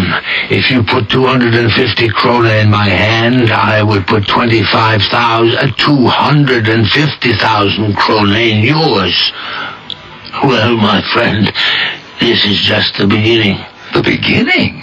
The very day after I bought that stock, the prices shot up into the sky. I don't understand. Suddenly, they all started talking about the Iron Horse. It was unbelievable. Oh, then there is such a thing. And soon you shall ride it between Vienna and Graz as a major stockholder of the company. No. And one of the carriages shall have the following name painted on it, the Seventh Son, in your honor. The legend that came true. Well... No, tell me, was it you who wrote that letter? Yes. Oh, no. No. I cannot accept any of this money. Why not? Because it is dishonest. How can you say that? Who's been swindled? The Count? Sora? Sholem? Everybody's been paid, haven't they? Well, yes. And the legend of the seventh son of the seventh son, that has come true, hasn't it? Yes. But you wrote that letter. Of course. It was the only way. the only way? My friend, if you want a legend to come true, you have to help it along. Just a little tiny bit.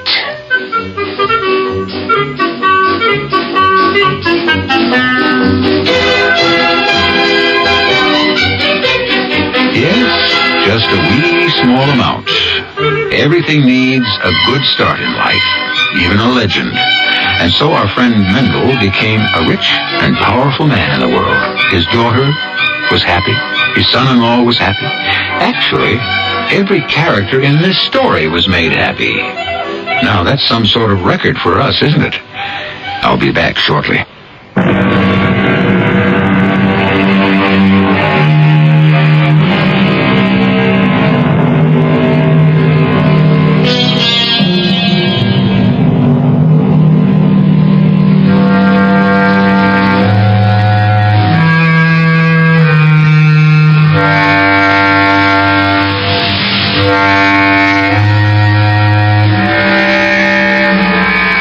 Legends, miracles, great works of faith.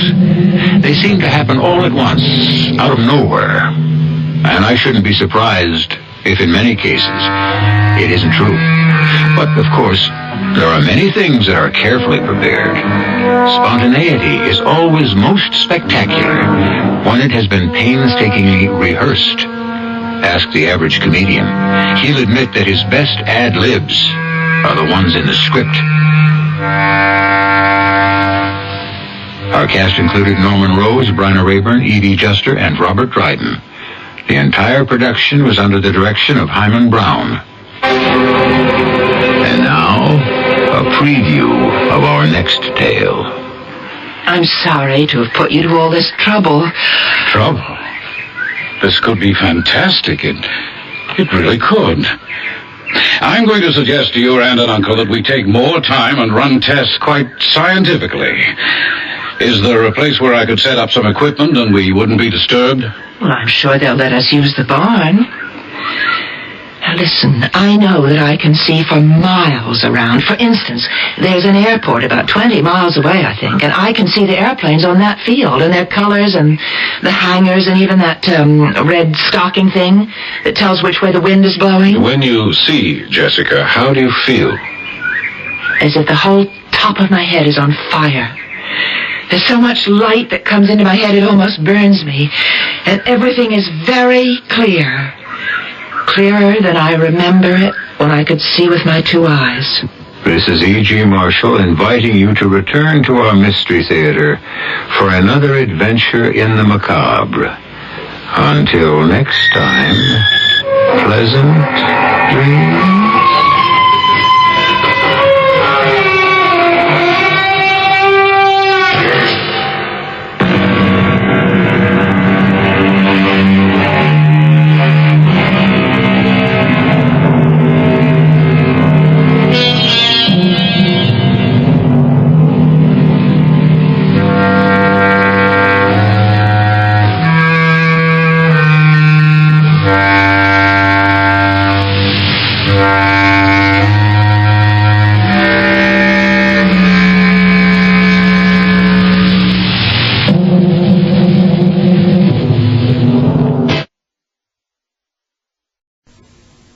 For the CBS Mystery Theater, the Mutual Radio Theater, and our next news tonight at 12 midnight. The CBS Radio Mystery Theater presents...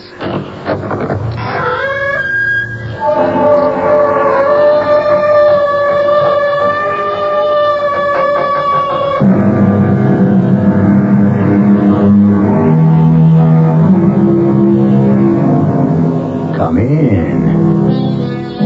Welcome. I'm E.G. Marshall. As Mr. William Shakespeare tells us, there is a tide in the affairs of men which, taken at the flood, leads on to fortune. But there's another tide which, taken at the flood, leads only to drowning. The basic problem here is that it's practically impossible to tell one tide from the other. He has to have an accident. That is all there is to it. What kind of accident? Any kind of accident. Now, people are always having accidents. They fall asleep with a cigarette. He doesn't smoke. They drown. He's too good a swimmer. They get bitten by a poisonous snake. Where could we find a snake that would oblige us? I am just telling you, something has to be done. And soon.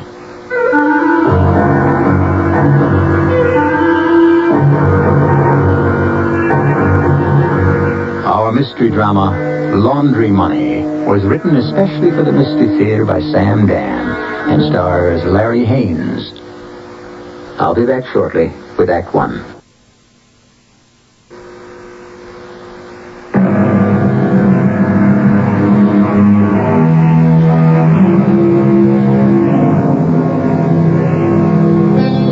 Business, as somebody once said, quite simply consists of other people's money. And if you work in an office, I'm sure you'll agree. All that money you have to keep track of in the form of cash and credit, stocks and bonds. And whose money is it? Yours? Well, Mr. Simon Wilson is an accountant. Yes, Mr. Wilson? Would you please come into my office, Miss Alvarez? Oh, no, I can't believe this. I just can't believe it. Miss Alvarez. Yes, sir? When you applied for this job, you said you had a basic knowledge of bookkeeping, a head for figures, and a familiarity with office machines. Yes, Mr. Wilson. Well, accuracy, Miss Alvarez, accuracy is the heart, the beating heart of this business. Please, sir, do not raise your voice. It makes me very nervous. Did I make a mistake? Did you make a mistake? How could you make such a mistake? Mr. Wilson, where did I make the mistake? Well, your figure for the total income is wrong. Here, from all the sources this year, $350,000. That is the figure. It can't be the figure. Now, I know for a fact that Charlie Wentworth's income can't be much more than $150,000. But I read each figure from a statement. You mean you misread each figure? Now, would you bring in all the material? Yes, sir. I'll have to do this myself. Yes, sir. Are you going to fire me, Mr. Wilson? You're teetering on the brink, Miss Alvarez. Teetering on the brink.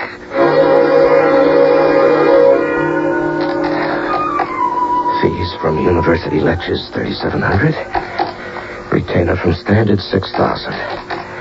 And that should all add up to $151,000, which was the estimate for this year. So how could she possibly... Oh, my. She's very pretty, very willing, but does that make up... Hey, what's in here? Laundry. A check she made out, and a statement? Wait a minute. This went through the Banco Nacional in Mexico City. And this receipt... Oh, no. Yes, Mr. Wilson? Miss Alvarez, bring in a glass of water. I have to take a pill. Oh, did I forget to fill up your pitcher again? Oh, I'm sorry. Miss Alvarez, please do exactly what I asked you. And do it this instant. Before I die of a heart attack.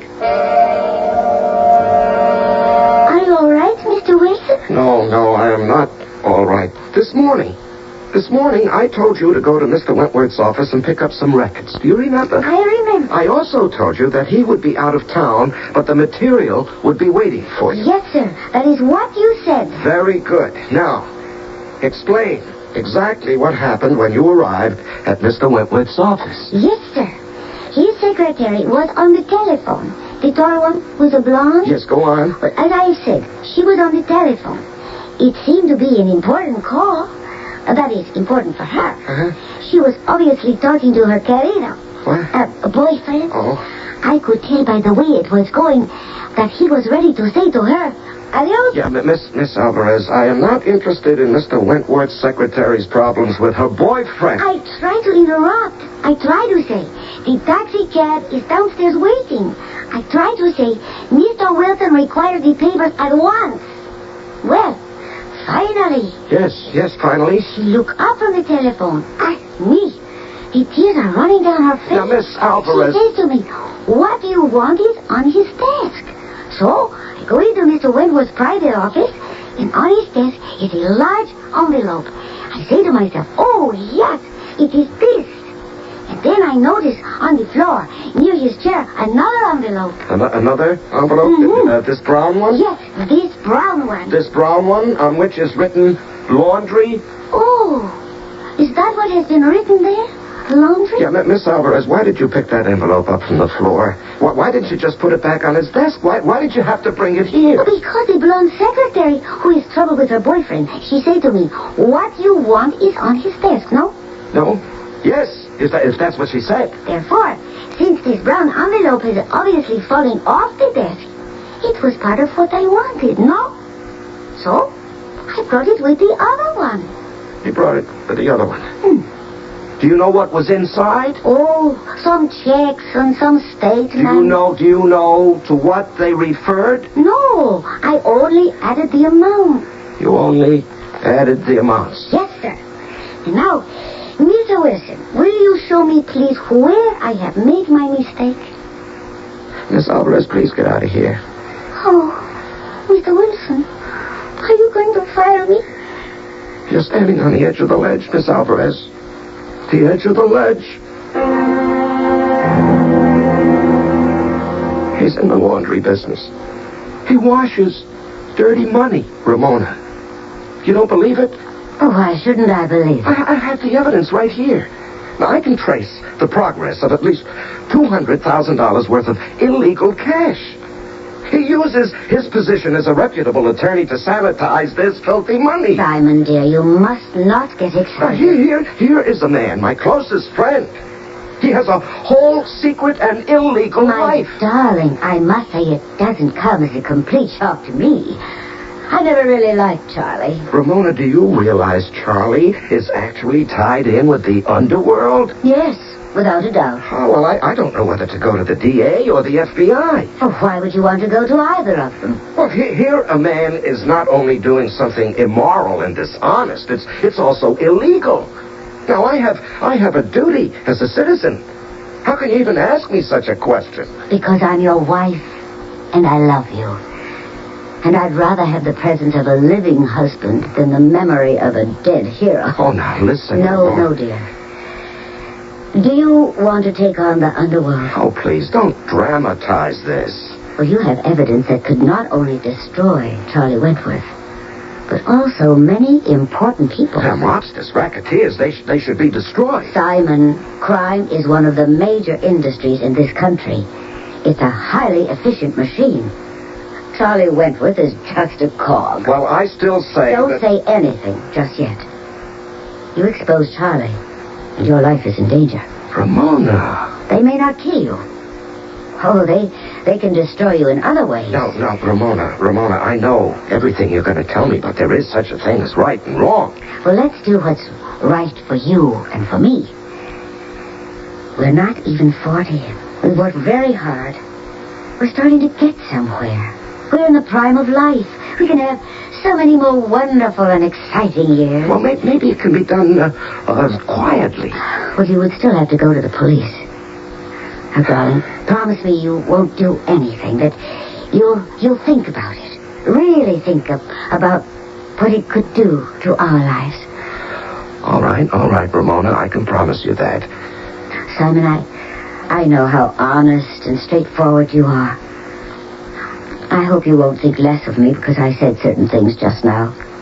I had to say them because I love you. How do you understand what it cost me to say them? Yes, I understand, darling. And I love you very much.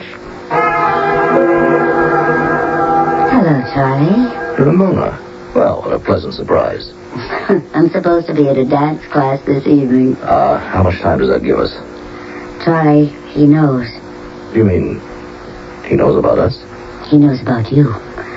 He knows about the laundry operation. How does he know, Ramona? An accident. His secretary picked up the wrong envelope in your private office. How did she get into my office? It seems your girl was busy talking on the telephone and couldn't be disturbed. Oh, it's just a simple, stupid accident. When I think of the elaborate precautions, the intricate machinations... well... What are you going to do? What's he going to do? Well, he was practically en route to the gendarmes. but I managed to head him off. Permanently? No. Oh, I can delay him for a little while, but... Oh, he has those basic instincts. Oh, that's too bad. Oh, he's such a square. How could you have been his friend for so many years? Well, he was always around. How did you marry him? You didn't ask me. Well, I'm not the marrying kind. Now, if he goes to the police, I am as good as dead. Well, how strong is that evidence? It doesn't matter. And even if I get off, my associates will take care of me. Why? Because I didn't take care of them. I let matters get out of hand. So, something has to be done about Simon. Do you mean physically? Yes. Oh. Is there some way that could be worked out where it didn't have to become so extreme? No. The fact of the matter is, it's really Simon's fault. Oh, yes? Why? Well, analyze the thing. Now, I'm his lifelong friend. He finds out that I'm involved in a little unorthodox operation. Now, what's his immediate response? He wants to run to the police. Now, that's true, isn't it? Yes. Whereas if he were a regular sort of guy, do you know what he'd do? He'd say, "Hey, Charlie, that's a nice little pie you're cutting up. Is there a slice for me?"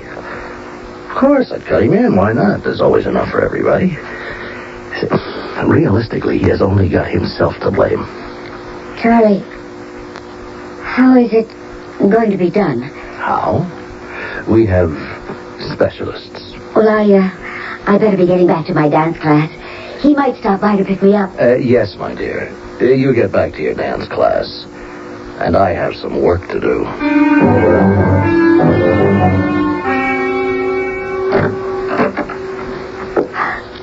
Charlie, you shouldn't be here, in my house. Well, it's all right. It's all right. I was watching the house, and I saw Simon leave for the office. The situation has already been taken care of. Arrangements have already been made. What arrangements? The how and the where.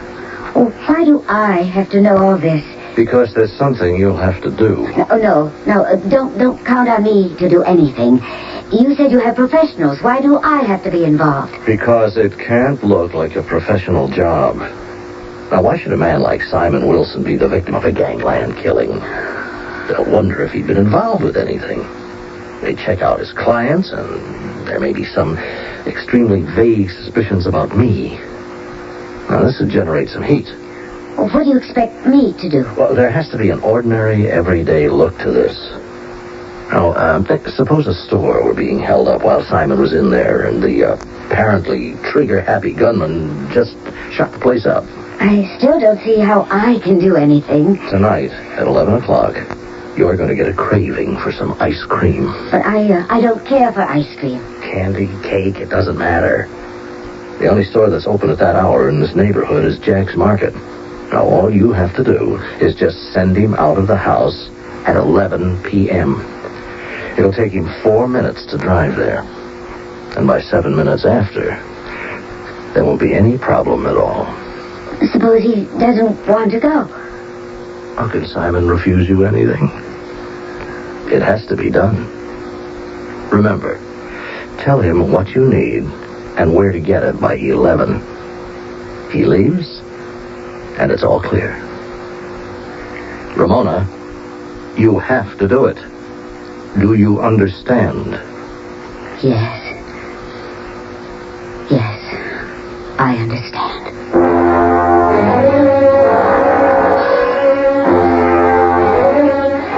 And thus we move to murder, and how easy it all seems, and how lightly it is decided. Murder, was it always as free and easy as it appears to be today? Historians tell us life was even cheaper in the past. Well, we do not actually have the murder just yet, only the plan. Still to come is the execution, which may present problems. We can only wait for Act 2.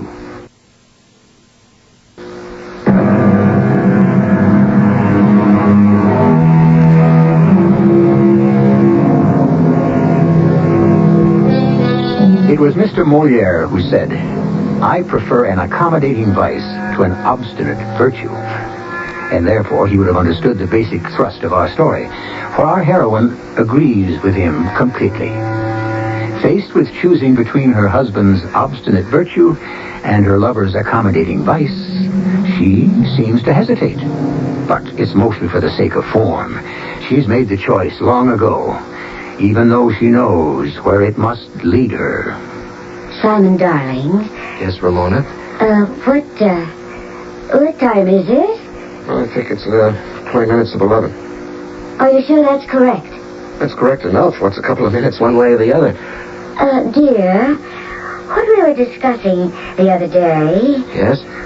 I just wish you could really make up your mind to forget all about it. Because then perhaps I could. Dear, it's a miserable business, and I intend to do something about it. When? Well, we're supposed to go on vacation next week. This would interfere when we get back. I'll get it. Hello? Ramona? Whom do you wish to speak to? He's in the room with you. What number do you want? I only want to remind you it's going on 11:15. Yes? I know what you're doing. You're trying to get him to change his mind. Yes, you have the right number. It is too late. The decision has been made. It is out of our hands. But there is no one here by that name. Right now, Ramona, you must ask him to go to the store. Right now. Do it. Oh, my. Some of those wrong number people are so persistent. Simon, I'd like some ice cream. Ice cream? Yes. But, darling, you never eat ice cream. Well, just right now, I seem to have this craving. Well, it's almost 11 o'clock. Oh, it's only 1:45. Well, where could I get you some ice cream at this hour? Where? Oh, at Jack's Market. You know, over on the boulevard. Oh, now, Ramona, isn't this a little silly? Why is it silly? I hardly ever ask you for anything. Well, it's just that it's so late. All right, I'll get you some. What flavor do you want? I don't care. Chocolate, vanilla? I just want some ice cream. Strawberry? I said I didn't care. Yes, dear. I'll just get the keys to the car.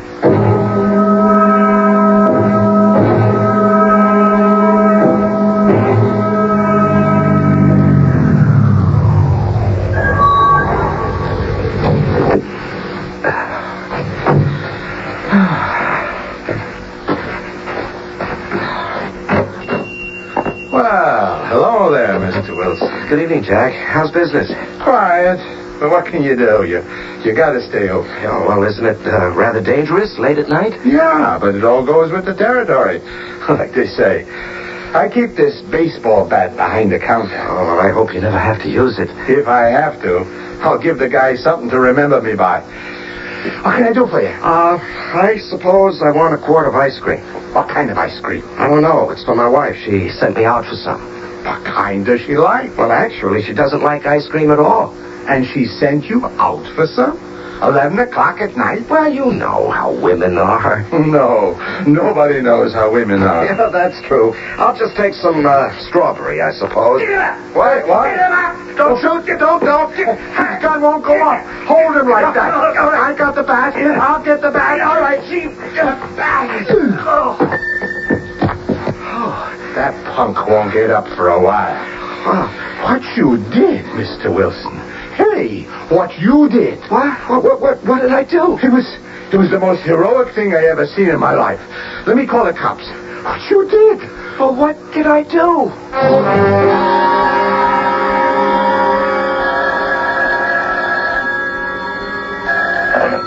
Hello? Ramona, did he go? Yes. 20 minutes ago. All right. Then it's all over. Yes. It's all over. Don't be sorry. I'm not. It had to be done. I know. We'll have a lot of fun. I hear a car pulling up. Oh, it must be the police coming to notify you. Now try to look surprised. You better hang up. Ramona, I got you some strawberry. Oh! What? Ramona, what is it? What are you doing here? What am I doing here? I live here. What are you talking about? Well, I don't know what I'm talking about. Ramona. I thought... You know, you've been acting peculiarly all night. Is anything the matter? No, nothing's the matter. Everyone has gone absolutely crazy. Do you see this quart of ice cream? It almost cost me my life. How? Well, I was in a store, you see, talking to old Jack, and suddenly this armed robber came in. Oh. And he said, put up your hands. And I wanted to, but he was standing very close to me, and as I tried to raise my hands, the palm of my right hand, I guess it hit the muzzle of his pistol. It what? Yeah, I don't understand. I still don't understand what happened. Oh, what did happen? Well, there I was. The palm of my hand was pushing against the gun, you see, and that stopped it from going off. And meanwhile, old Jack got his baseball bat from behind the counter and just knocked him out. How could you push against the muzzle of the gun and stop it from shooting? Oh, well, the police explained it to me, darling. You see, if it had been a revolver, I would be dead by now, dead. But you see, it was an automatic. And, you see, if you're pushing at the slide above the muzzle, that prevents the hammer from making contact. I don't understand any of it, but that's what happened. And you're alive? Oh, yes. I want to tell you something. I looked into that man's eyes, and darling, I saw death. I was scared. I want to tell you something about this thing with Charlie Wentworth. I want to forget all about it. You what? Oh, yes, you were right. I saw it tonight. I could be killed, darling. And I don't like the idea of being killed. So, as far as Charlie is concerned, I don't want to know anything about his other affairs, and that's the end of it. Oh. You better eat the ice cream before it melts. You said he was a professional killer. They claim he's the tops in his field. Well, what went wrong? It was a fluke.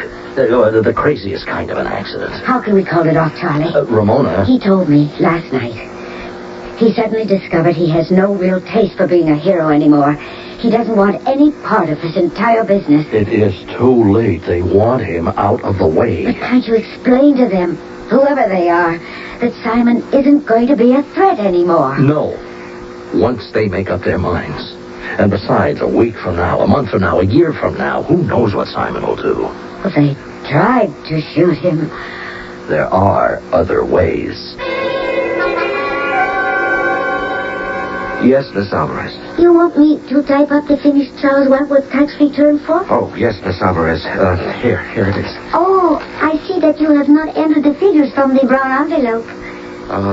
What brown envelope, Miss Alvarez? It was the envelope on the floor in Mr. Wentworth's office that I brought here with the other envelope. Oh, you must be mistaken. But I remember I brought to you a brown envelope. No, Miss Alvarez. But I am certain it exists. Well, perhaps it does, in your imagination. But I know that I did see a brown envelope. Now, Miss Alvarez, that'll be enough. Oh, sir. Are you going to fire me? Miss Alvarez, you could be going down for the third time. Mr. Wilcox, I'm Detective Lieutenant Sourwine. Oh, yes, Lieutenant. Well, what can I do for you? Well, it's about last night. Oh, I'd like to forget about last night. You had a narrow escape. It's a peculiar thing. You see, the gunman was no ordinary hoodlum. No? No, he was a very well-known hitman. Well, if he's well-known, why wasn't he in jail? Well, we know he's a hitman, but we can't prove it. Oh, no, that doesn't sound right. You see, things are never simple. Now, what bothers me is why a man like him should want to bother knocking off a little grocery store. Now, he's been known to collect $15,000 or $20,000 per hit. Known to whom? Could the attempted holdup be a cover for something else? Would anyone want to kill you or the store owner? Now, we asked Jack, the storekeeper. Now, he doesn't know of anyone who would want him out of the way, so now I'm asking you. Me? No. Yeah. No, I can't imagine. Oh, I see. All right. If anything should occur to you, here's my card. Lieutenant Melvin Sourwine. Mm-hmm. I can be reached at that number, day or night.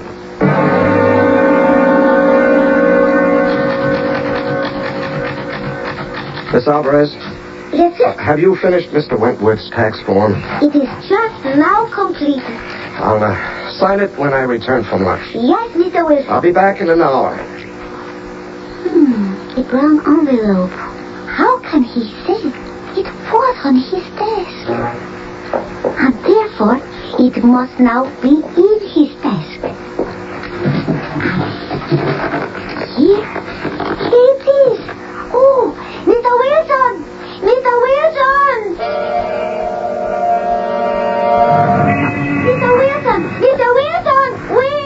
What is it? I have found it. The brown envelope. The what? Mr. Wilson, look out! Oh, Mr. Wilson. Hey. Hey, did you see that maniac? He could have killed me.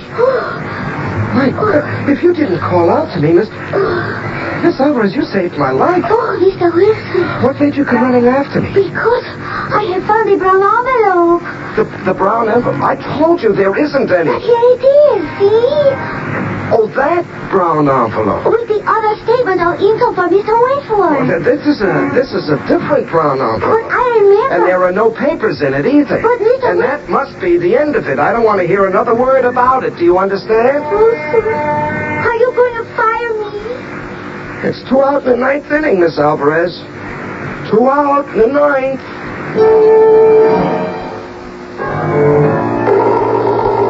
It could also be 2 out in the 9th for Mr. Simon Wilson. That's 2 times they tried to kill him, and 2 times he's had a miraculous escape. Where do we go from here?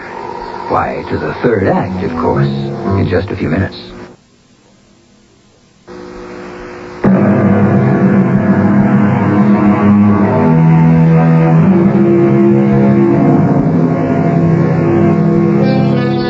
Perseverance is usually a praiseworthy attribute, especially when it is applied to positive pursuits. But we are talking about murder. Now, you would think, and certainly a look at the world around us would demonstrate, that murder is a relatively simple matter. 1 shot from a gun, 1 thrust from a knife, a speeding car. What's the problem? We have some people here who are finding it seemingly unsurmountable. Something wrong?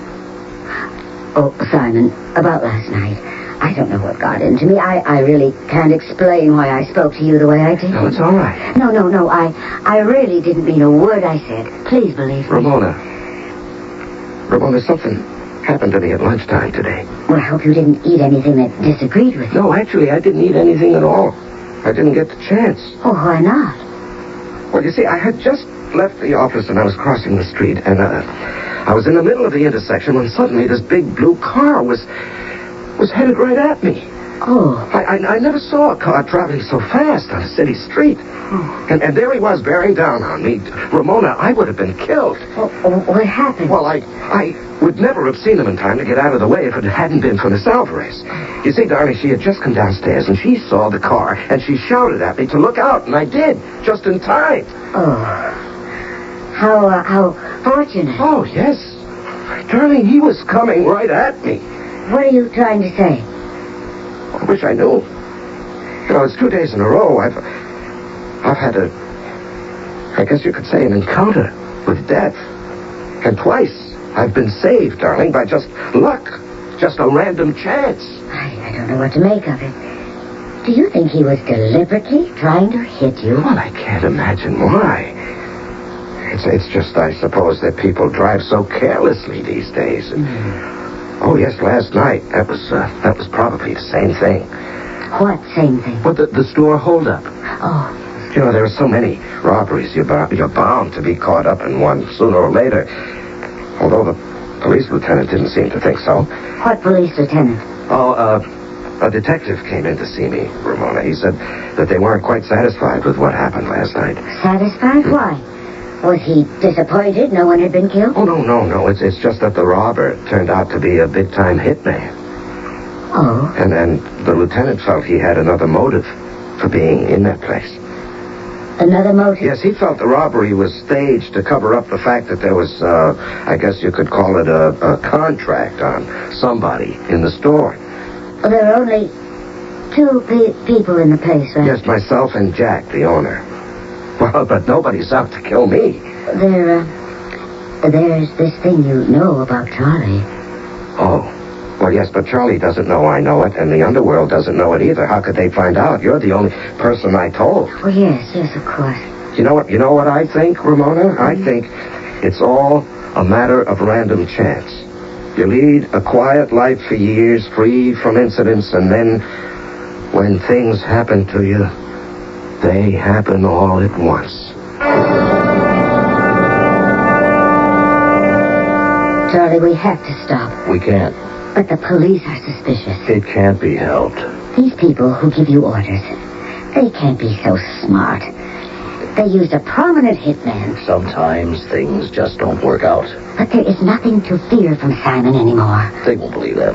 Simon is very frightened. I know he'll be quiet. Now look, once these people get an idea into their heads... But we don't have to kill him anymore. Yes, we do. Why? Because if we don't, it can be very bad for you and for me. Oh, why did I ever get into this? And I have been told in no uncertain terms he is our responsibility. But if they couldn't kill him, and they're professionals... All right. Then now, let's use our heads. It has to be an accident. What kind of an accident? Any kind of an accident. People are always having fatal accidents. They fall asleep with a cigarette. He doesn't smoke. They drown. He's too good a swimmer. They get bitten by a poisonous snake. And where could we find a snake that would oblige us? I am just telling you, something has to be done, and soon. Mr. Wilson, there was another attempt on your life. Another attempt, Lieutenant? Yeah, somebody trying to run you down, I understand. Oh, that was just probably an accident. Well, I think it should be obvious to you now that someone's out to get you. Now tell me, can you think of a reason? No. I can't think of any reason offhand. Yeah, well, there is a pattern developing here. Now, we tried to get some answers from that hitman. Oh, they don't talk, Lieutenant. It's kind of a code of the underworld, I understand. Oh, now they talk. It's just whoever hired him made sure he'd keep quiet. He was found dead in his cell this morning. Oh. So, evidently, you are on the list. Me? Why? Why? Does it have to be me? It could be the store owner. Now, we checked him out very carefully. And we are trying to protect you against whatever it is. But you see, we can't watch you constantly. You're gonna have an accident. What kind of an accident? Well, you were almost accidentally killed in a holdup. You were almost accidentally killed by a speeding car. See, the accident pattern is going to continue. Well, can it all be coincidence? No, I don't believe in coincidence. You're going to have to help yourself. Well, how? By being extra careful and highly suspicious. Of what? Of everything. Careful of what you eat. Careful of where you go. When you walk down the street, you keep an eye upward to make sure a piece of building or something doesn't fall down on you. Oh, Of course, where you're most vulnerable is in your car. My car? Yeah. Since it's supposed to be an accident, I doubt that anyone will plant a bomb in it. Oh, that's something to be grateful for. But someone can fool with your exhaust system. Fix it so that the carbon monoxide will be discharged into the passenger compartment. Oh. So, if you ever feel yourself getting sleepy, don't fight it. Just stop the car, get out, and have it checked. But do you actually believe someone is deliberately going to try that? Well, if not that, this.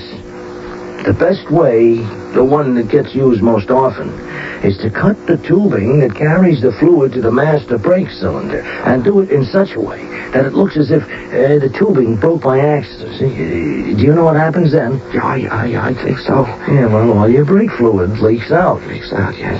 And when you have no fluid, you have no brakes. No brakes. You step down on the pedal, what? Nothing happens. No, huh? nothing happens. If you can't stop the car, you crash and you get killed. I see. So be alert, Mr. Wilson. All the time. I wish I knew who was after you. And why. We have to do it right away, Ramona. And I'll tell you why. I was told about an hour ago in no uncertain terms that if we didn't get rid of him, they would. Fine, let them. No, let me finish. They would do it in a way that we wouldn't like. Frankly, I'm at my wit's end. I find it difficult to believe that I'm actually plotting to kill my husband. Don't do that. Just stick to the facts. Wait. He said we were going on vacation next week, which means that silly, boring cabin up in the mountains. Hey, that is just great. That's a marvelous place for an accident. You know that? Hey, he is going to fall off Cherokee Cliff, 3,000 feet straight down to the solid rocks below. Well, how can we get him to do that? Well, I can get a pretty good powder, that you slip into his coffee. It'll knock him out completely, and then it's just a question of carrying him to the edge. Yes. Listen to me. I'm saying yes. Can this be happening to me? But, Simon, you said you wanted to go on a vacation. Yes, I know, dear, but I can't get away until Saturday, and we haven't been up there all year. The place must be a mess. Well, I could have someone clean it up for us before we get there. Well, who? You know, old Doug is living in the soldier's home. There's no one else around. I could go up on Friday. You? Why not? Well, darling, there's a lot to be done. Oh, it's not so much. I don't mind.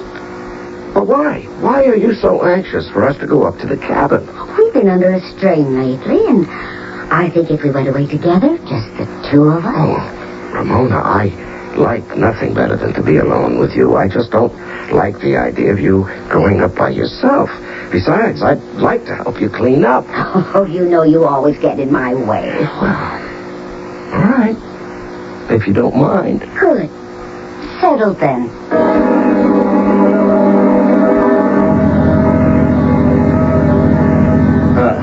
The chump just fell for it. Oh, please, Charlie, don't call him a chump. Oh, look, if you didn't believe he was a chump, you wouldn't be with me in the first place. Huh? So, we'll be driving up to get the place ready for him, and he'll be up sometime tomorrow.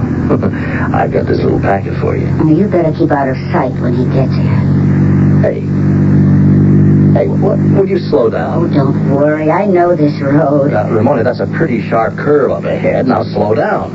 I am. No, you're not. I'm stepping on the brake. Then why are we going faster? Charlie, the brake isn't working. We're going off the road.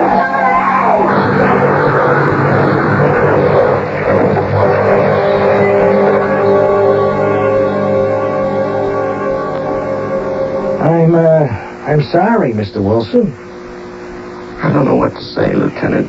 Your wife and this man, Charles Wentworth, they never had a chance. Charlie. Yes, Charlie. A dear, devoted friend of ours. He must have taken that steep curve just a little bit too quickly, you know?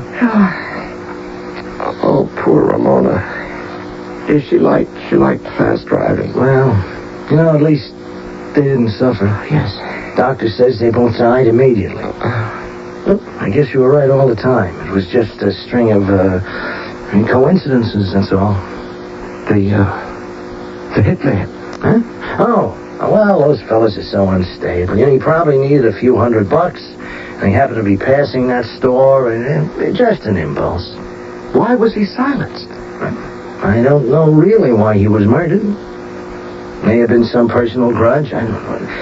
Well, Mr. Wilson, I won't intrude anymore. I know how you must be feeling. Goodbye, sir. Yes, goodbye, Lieutenant.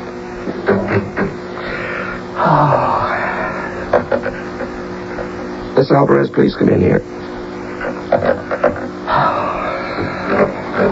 Yes, Mr. Wilson? Oh, Miss Alvarez, I had to change my shirt when I came back to the office last night. I don't see the one I left here. Oh, yes, sir.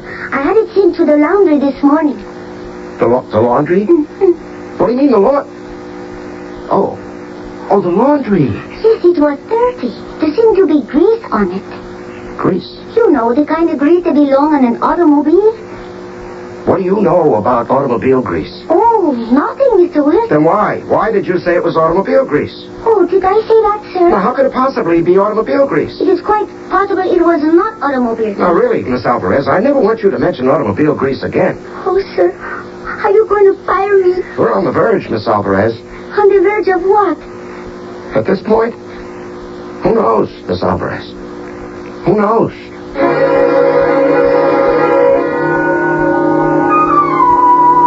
Who really knows?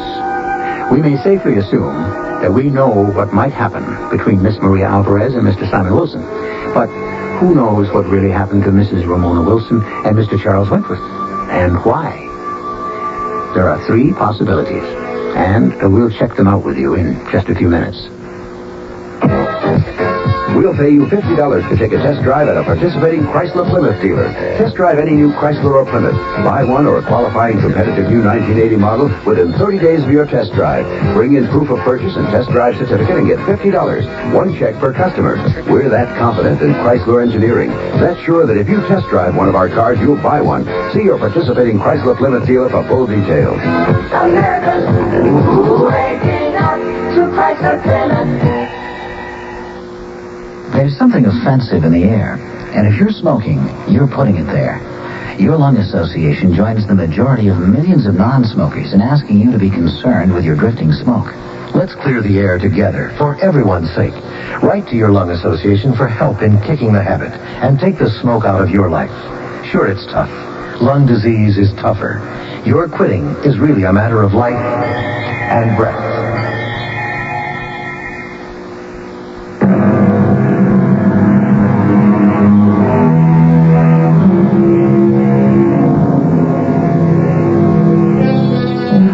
Three possibilities could account for the deaths of Ramona and Charlie. First, it's possible that Simon Wilson was much more aware than anyone thought and arranged things for himself. Second, Charlie told Ramona that certain influential people might take matters into their own hands in a way that Charlie and Ramona wouldn't like. Third, the whole thing could have been an accident. So, we have three solutions for you instead of one. You take whichever suits your mood or your need. Our cast included Larry Haynes, Evie Juster, and Earl Hammond. The entire production was under the direction of Hyman Brown.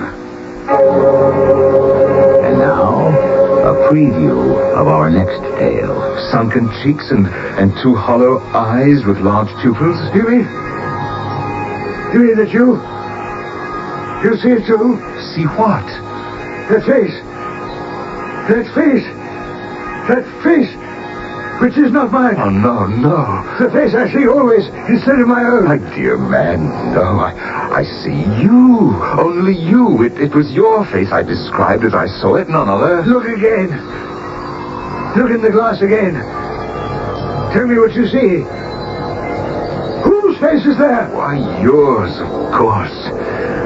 Now tell me, whose face do you see?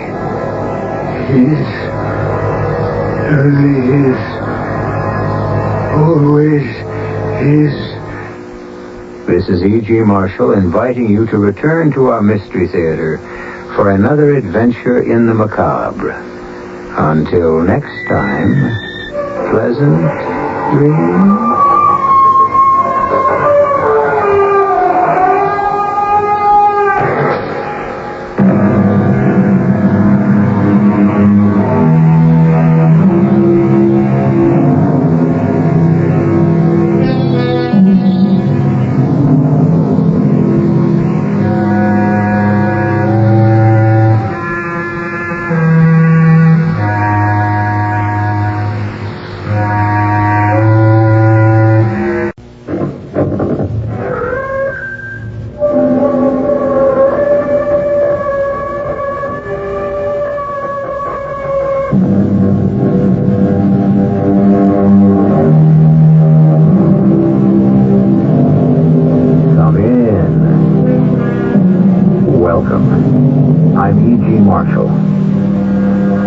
Education forms the common mind. Just as the twig is bent, the tree's inclined, according to Mr. Alexander Pope. Which means what? Quite simply, the boy is the father of the man, or the girl, the mother of the woman. The first lessons we learn are the lessons we always remember. Morton. Yes, sir. Detective. On your feet. You're free to go. I told you. You're guilty. You know that. Mr. Detective, there's no such thing as guilt. Innocence. It's all a matter of money, connections, and lawyers. Yeah. And you got them all. Punk. All I did was steal a few radio and TV sets. Why do you take it so seriously? How are you going to feel when I get away with murder?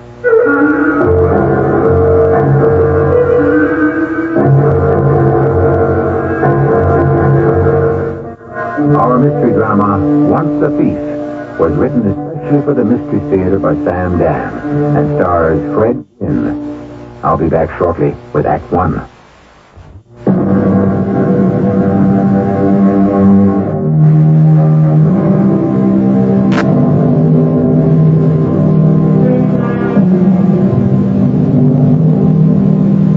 In the old days, the rural landscape was dotted with the towers of the stone castles of the feudal lords who did constant battle for land and glory.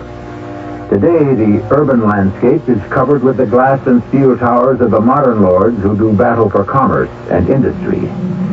We are inside one of them now. Two men, one fairly old, the other fairly young, walk along the luxuriously carpeted floor of a spacious corridor. They pause at a door. On it is neatly lettered the legend, Frank J. Ellsworth, Head of Security. Now, let's stop in here for a minute, Morton. Sure. Frank's a retired city detective. He couldn't ask for a better man. Frank, you busy? My girl's out sick today. I thought I'd type this myself. Well, why didn't you send down to the pool for a typist? To tell you the truth, Mr. Van Walken, I'm used to typing up my own reports. We didn't have all these frills in the police department. Excuse me. Security, Ellsworth. Yes, that directive means exactly what it says. The pharmaceutical warehouses are to be kept under perpetual surveillance. Then you'll have to hire 2 more men. Send me a memo on it. All right. Oh, you're busy, Frank. I just wanted you to shake hands with Morton Sanford. How do you do, Mr. Sanford? Yes. Hello. Well, Mort comes to us highly recommended. He's an efficiency expert. He's going to be working with me on cutting costs. Yes, sir. Frank, I want you to give Mort an analysis of the functions of your security department as you see them. Okay? Sure. Of course, Mr. Van Walken. Budget, personnel, everything. You understand? Yes, I understand. When can you have it? Tomorrow afternoon. That's what I like, Frank. Efficiency. Isn't that what it's all about, Mort? It certainly is. Well, we'll leave you to get cracking, Frank. Now, Mort, I want to show you the auditing department. Goodbye, Mr. Ellsworth. Goodbye, Mr. Sanford. Well, the food must be pretty bad tonight, huh? Oh, no, Bridget. This is great. How can you tell? You haven't eaten a bite. Yeah. What are you thinking about, Frank? I was thinking, if this was a long time ago, I could be sure of making $2. How? You remember they used to have this column in the paper, Embarrassing Moments? You do go back a long way. You sent in your embarrassing moment, and if they printed it, they paid you $2. So how do you like this one? I'm sitting in the office, the door opens, in walks the big fellow himself, Dick Van Walken, right? And with him is the new young hotshot they just took on, who is slated to become number 2 guy in the company. Mr. Van Walken says, Frank, I want you to shake hands with Morton Sanford. Bridget, you know who Morton Sanford is? Well, now, how would I know? You don't remember the name? Well, not that I... Oh, wait. It has a familiar ring. It should. 15 years ago, when I was still in the department, on loft and burglary, I arrested him for breaking an entry. Oh, I remember now. He was that kid. And I knew him right off. Did he recognize you, too? He sure did. Frank, you sure? It is the same Morton Sanford. And the minute I looked at him, the whole thing came back to me. Suddenly, like a picture on a screen that comes into focus. Mike Dawson. Remember Mike Dawson? Didn't he own that radio and TV store? That's the one. He was complaining about all these robberies. So I figured I'd better stake the place out. I give it 1 night, 2 nights. Then on the 3rd, maybe a little bit before midnight, I'm sitting in my car across the street. I see this brand new station wagon pull up. This kid gets out. He's maybe 17, 18. Looks around, moves into the doorway. First thing I know, he's inside the store. Comes out with an armload of stuff. Then he moves inside again and moves out with another load. I got him, right? So, I jump out of my car. Hold it right there, punk. Police.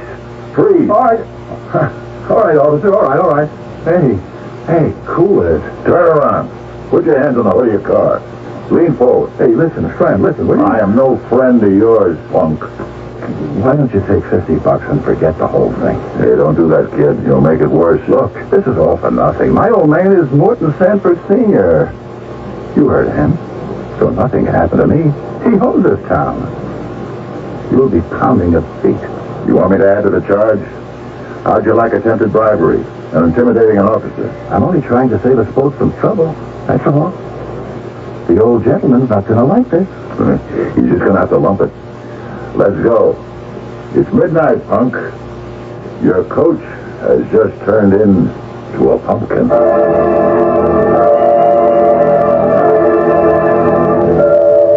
That's a good caller, Frank. You got the evidence and everything. It's airtight, Joe. Write it up and go home. They should all be this easy. 14th Detectives, Lieutenant Krause. Yeah, I'll hold. It's the commissioner. This hour of the night? Yes, Commissioner, we did. We have. The arresting officer, Detective Ellsworth. Oh, he's right here, sir. All right, I'll put him on. Frank. What's it about? The commissioner wants to talk to you. Detective Ellsworth. I did, sir. I caught the punk. Sorry, sir, but I'm old school. To me, a crook is a punk. Yes, I booked him. Was there any reason I shouldn't? Frank, you're talking to the boss. Yes, sir. Good night to you, too, Commissioner. We starting to get some heat? This is the punk who did a break and entry? Well, why is the commissioner interested? Morton Sanford is the son of Morton Sanford Sr., who gives $1 million each election to both political parties. He owns half the real estate in this town. Does he also own the police department? How can they spring this punk? He's been caught in the act. See? If you'd listened to me in the first place, you'd have saved us both a lot of trouble. And even made yourself a few bucks. You're a rich kid. A millionaire. For crying out loud. Why do you steal? I can only tell you what the man said when they asked him why he climbed Mount Everest. Because it's there. You want to listen to me, kid? Don't let him spring you. And why not? Because you did something wrong. You have to pay for it. You won't necessarily have to go to jail. You could get a suspended sentence. Maybe they'll hand you over to the head doctors. But you have to face it. And face yourself. You did something wrong. So did you. If I ever get a chance to pay you back, you can bet your life I will.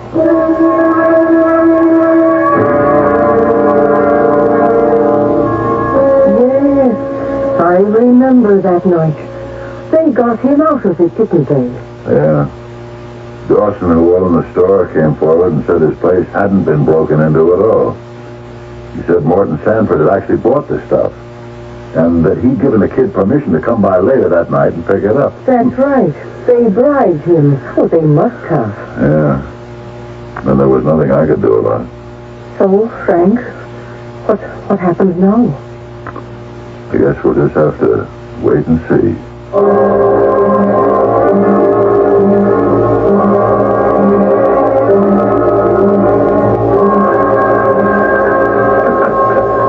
Yes? Who? Frank Ellsworth. Tell him to come in. I'll have to see him, I suppose. Oh, Frank. Come on in. Sit down. I just got the news, Mr. Van Walken. I'm sorry, Frank. You've been with us 5 years since you retired from the police department. You've done an excellent job. You've been dependable and loyal. It's just that... this new fellow, Mort Sanford, that's why we hired him. Sure. He did the complete analysis. Showed us how much we can save by disbanding our own security system and hiring a private agency. Yeah, can't quite the figures. I've seen the report, Mr. Van Walken. You're cutting down on surveillance for the pharmaceutical warehouse building. No, not quite. All our warehouses on city streets. They do get protection from the city police force as well. And I know how you feel, Frank, but you can understand it's nothing personal.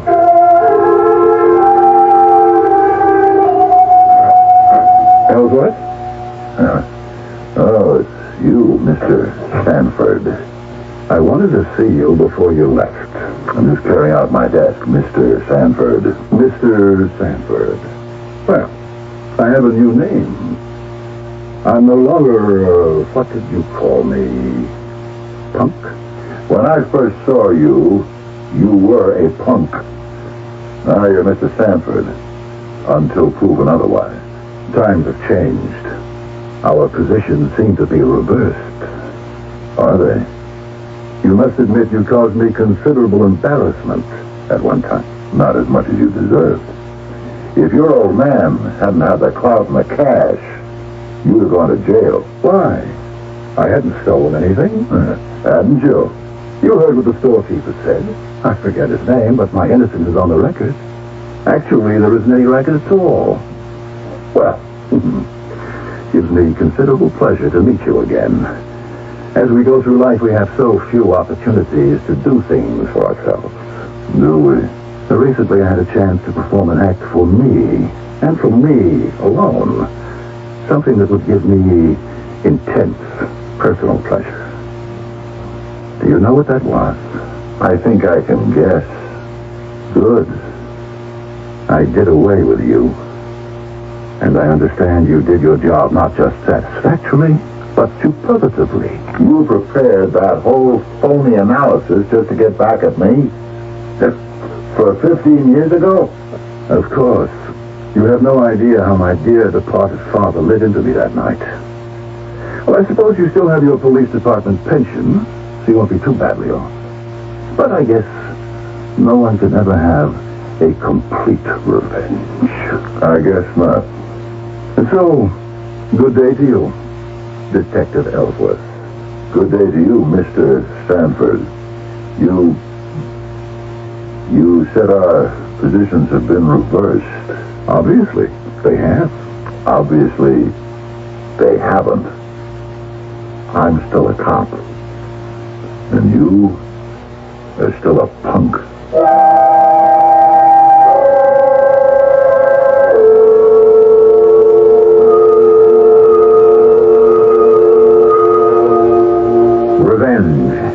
The urge for satisfaction for a real or fancied wrong can lead to the most unexpected consequences. Two men meet after 15 years, and you know, you're positive, that they simply will not drop out of each other's lives again this time. And what's more, you're right, as we shall demonstrate in Act 2 shortly.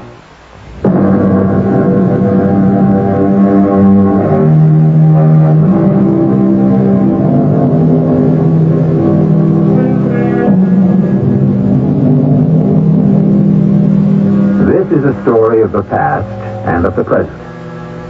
Do people change? Can people change their essential nature? Or are we prisoners of a certain personality and psyche that is forever frozen in an unbreakable mold? I am the master of my fate. I am the captain of my soul, said the poet. But does that actually work out in practice? I guess you haven't changed a bit, have you, Mr. Sanford? That isn't true. I've got 3 college degrees now. I'm considered one of the top people in my field. But you're still a crook. Oh, now, Detective Ellsworth, how can you say that? That night, I asked you, why should you, a rich kid, steal? And you answered, it was like what the man said who climbed Mount Everest, because it's there. Is it still there? What a memory you have for trivia. Is that why you arranged to get rid of me? After all, I caught you once. Were you scared I would catch you again? Now, Ellsworth, isn't it time an old codger like you retired and just sat in the sun? I know we won't see each other ever again. So this must be goodbye. Goodbye. Oh, Mr. Ellsworth, I just heard about it. You're not going to be here anymore. Neither are the rest of the boys. Well, I'm going to quit, too. You mean you weren't let go? No, they want me to stay on. Millie, do it. You need the job. I don't care. I'll get another one. It's not so easy when you're out of work. Personnel wants me to work in that new fellow's office. You know, Mr. Sanford? Yeah. I don't like him. I don't know why I don't like him. I just don't like him. But, oh, how can I quit it? Well, I feel if I stayed with the job, I'd be disloyal to you. Millie, don't worry too much about me. Don't worry too much about loyalty and things like that. I guess they're not as important as they used to be.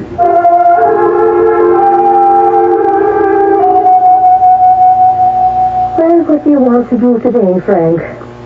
I think I'll read this book, Bridget, darling. It's on psychology. Has to do with the attitude of the habitual criminal. Oh, which means you're going to sit around the house.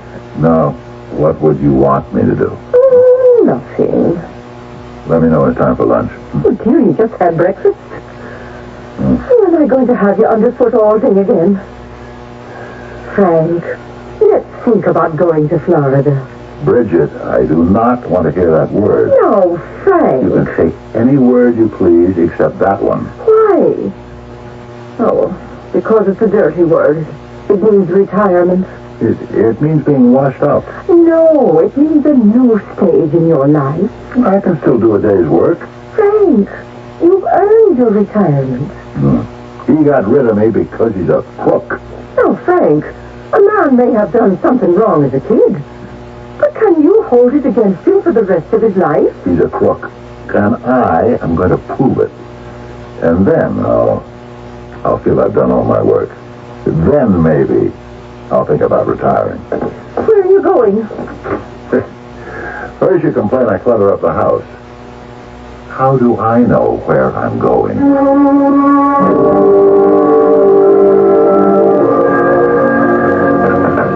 Inspector Krause? No, you just delivered that evidence to the DA. Right. Hello, Joe. Oh, Frank. Come in, sit down. You're sure I'm not interrupting anything? No, it's always good to see you. How's Tricks? Tricks? You know me, Joe. I'm an old dog. I can't learn any new ones. Excuse me, Frank. Inspector Krause? Yeah. Look, talk to me about it later, huh? You are busy, aren't you? Can I do something for you? Well, you remember that kid, the Sanford kid? Yeah, I remember. His old man had all the money in the world until one day when he lost it. But that was long after he was able to buy the kid out of that jam he was in. Would you say a kid like that could ever reform? Why do you ask? Well, today he's got a job as a big corporation executive. Well, I guess you just answered your own question. Obviously he's reformed. Joe, it's the place I used to work for. He fired me. Why? Because I'm wise to him. He knows I know he's up to something. Joe, listen to me. Put him under surveillance. Surveillance? I'd need probable cause. On my hunch. Joe, you used to say you could always go by my hunches. Now, Frank. You and I know he's a crook. You were on the desk that night, Joe, 15 years ago when I bagged him. Doesn't your own instinct tell you I'm right? Sure, Frank. All right, here's what I'll do. I'll see who I can spare, and I'll put him on it, okay? And just as soon as something breaks, I'll let you know. How's that? Joe, you're talking to me like I'm one of the old guys who were, just a little bit going in the head. Frank. I'm sorry, Joe. Shouldn't have bothered you. And I won't anymore.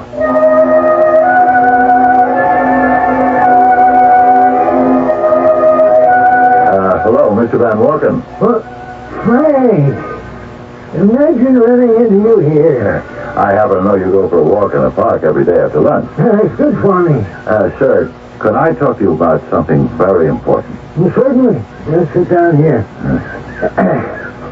All right, go ahead, Frank. I don't know how to say this, Mr. Van Walken. I'll just tell it from beginning to end. One night, 15 years ago, I arrested a teenage kid for burglary. His father was rich and was able to buy him out of it.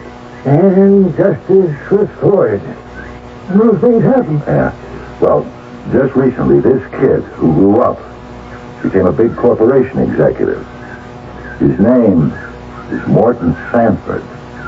Mort Sanford? Yes, sir. And he had me fired for 2 reasons. He himself told me the first one. It was to get back at me for that night 15 years ago.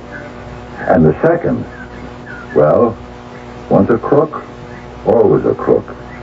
And he's out to steal again. Are you telling me that Mort Sanford has a criminal record? There is no record, exactly because the thing was quashed. Therefore, you couldn't prove what you're saying. No, sir. Right. I know you worked hard to set up the security division for us. But you got paid well for it, and business is business. And each one of us is expendable. That's the way things go in the world. Sir, I'm a cop. I can only tell you that Morton Sanford is a crook in his heart. No, don't let losing the job embitter you. Don't start to spin all sorts of revenge fantasies. And don't go around talking this way about Mort Sanford. As a cop, you should know there are laws against slander. But it happened. What happened? He was arrested for burglary. Where's the record? I told you, Mr. Van Walken, the thing was hushed up. Frank, why don't you go home, rest, maybe change the scene? Why don't you try Florida? Oh, darling, why don't we go to bed? You go to bed, Bridget. Well, it's 2:00 in the morning. They talk to me as if I'm a nut. Well, Frank. Yeah? Maybe you are a nut. You too. I know that I arrested Morton Sanford for burglary 15 years ago. No, Frank, you didn't. It never happened. Now, you know perfectly well. Mr. Van Walken is right. There's no record, so it never happened. Now, that's the way the world wants it, dear, and there's nothing you can do about it. But I know. Remember in high school, Frank, we read this book, Don Quixote? Now, is that what you want to become? A nutty old guy wearing a frying pan on his head? Oh, Frank, please. I know I'm not crazy. Well, now, why do you say the kid's father bribed Dawson to say the stuff had been bought? Why couldn't it have been true? Because it doesn't make sense. Oh, to you? Oh, Frank, let's forget it, huh? You can't win.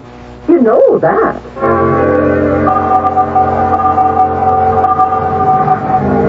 Hey, pal. Listen, pal. Have you got a quarter?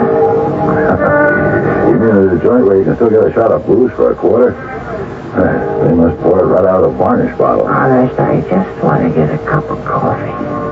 Listen, fella, you see that bus coming? When it gets here, you get on it, and I'll put 50 cents in the fare box. Get off at the last stop, go across the street to the shelter for the homeless. Yeah, but you don't have to wait with me for the bus. You just give me the money. I'll put it in the box. No, you won't. You'll spend it on the booze. No, sir. Not this time. I'm serious. I mean it. Sure. I wasn't always a bum. I used to be somebody. I believe you. I had a big store, made a lot of money. It was right down this block. Say, you from around here? Maybe you remember it. I used to sell,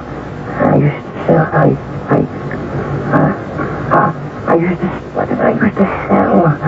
Oh yeah, radios, TVs, and hi-fi, you know? My store, it was, where was it? Oh yeah, it was right across the street from here. Yeah, fine.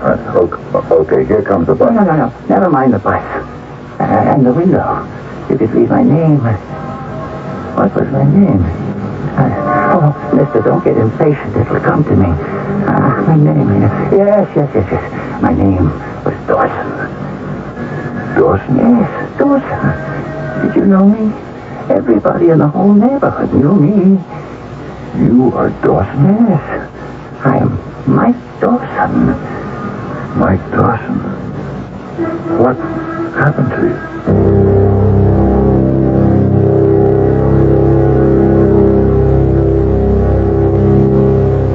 It's obvious what happened.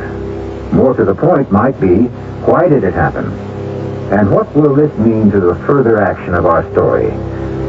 The threads of the past lead us back to the first act, but the imperatives of the future lead us forward to the third act shortly.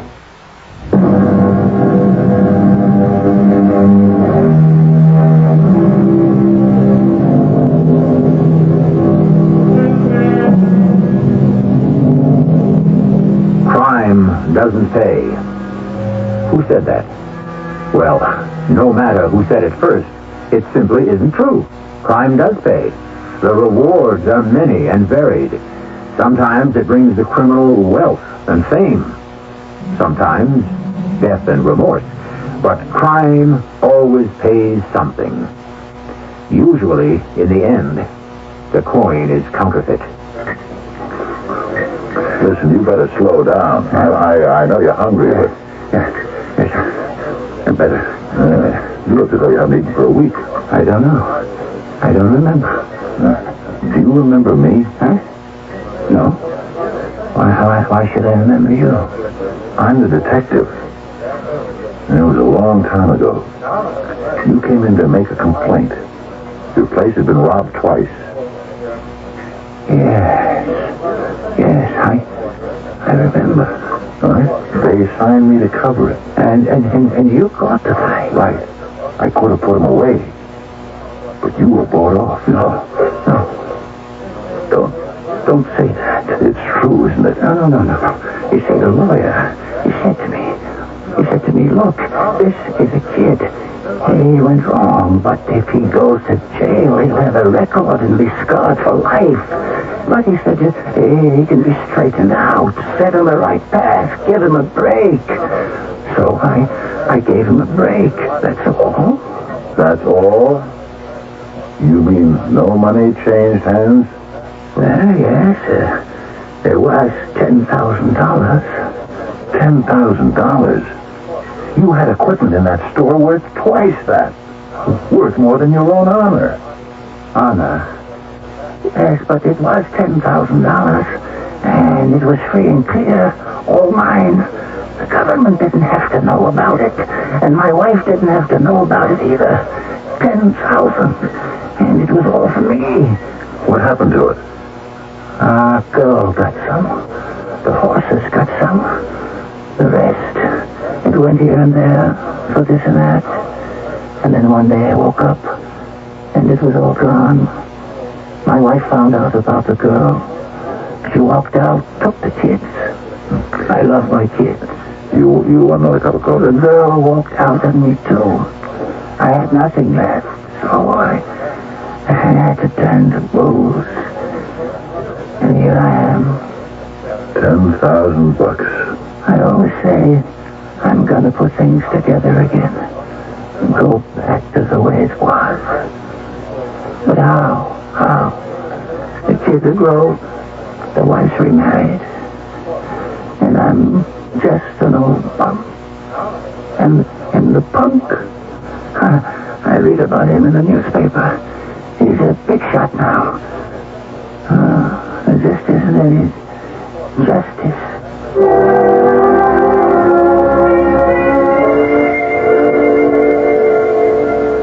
I am sorry for Mike Dawson, but he made his bed. And what could you do about it anyhow? The man's life is over. Yeah, but he served a purpose, Bridget. Yes? First, he convinced me that I'm not crazy, that the thing actually did happen. Second, he reminded me that I'm a cop. A retired cop. But a cop is always on duty. Another crime is being committed. At least it's being planned. Oh, come on now, Frank. What kind of crime? I don't know. But it will be committed against the Van Walken Corporation by Mr. Morton Sanford. Oh, Baron, you simply can't accept the fact that it's time for you to retire. No, I accept it. But I got some loose ends to tie up first.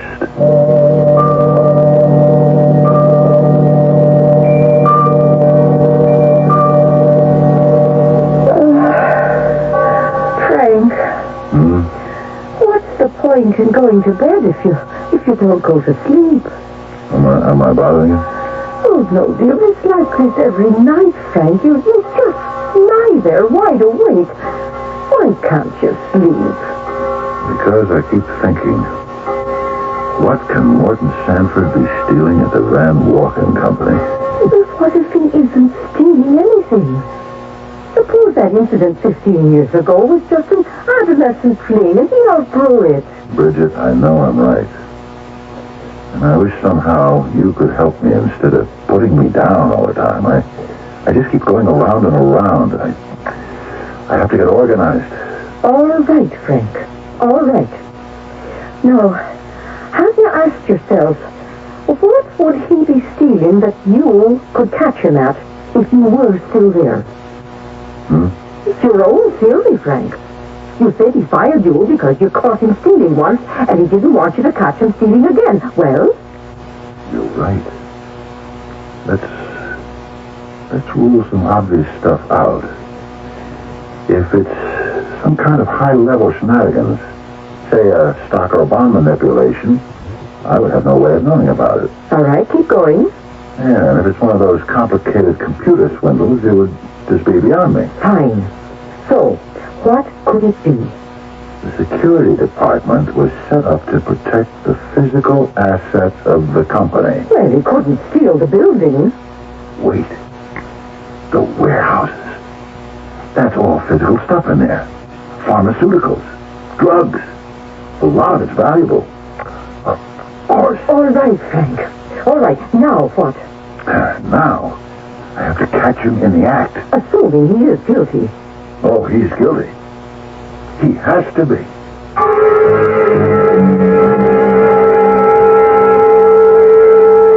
Oh, thanks for taking me to lunch, Frank. How are things at the office, Millie? Oh, it's not the same with you gone, Frank. I got all kinds of things to keep track of now. Yeah? Oh, things like inventory control at the warehouse. The warehouse, huh? Yes, it all has to do with product availability. Millie, would you want to do me a couple of favors? Oh, sure, Frank. Well, first, don't tell anybody you had lunch with me, okay? Or that the team and so on. Oh, no, okay. And second, do you happen to have the latest inventory figures? Oh, sure, in my desk. Do you suppose you could let me know what they are? Well, in a general way, I can tell you right now. The warehouse is full. It is, huh? Yeah, it's supposed to be, according to Mr. Morton Sanford. Thanks, Millie. Oh, for what? For letting me finish something I started 15 years ago.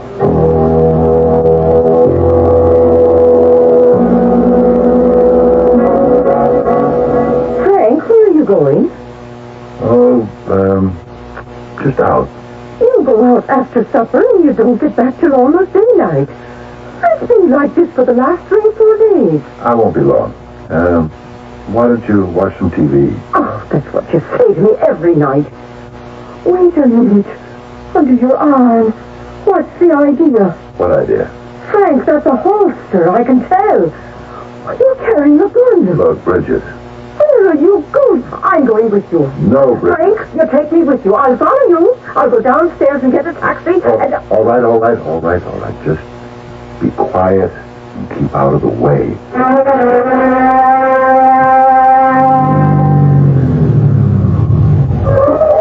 Where are we, Frank?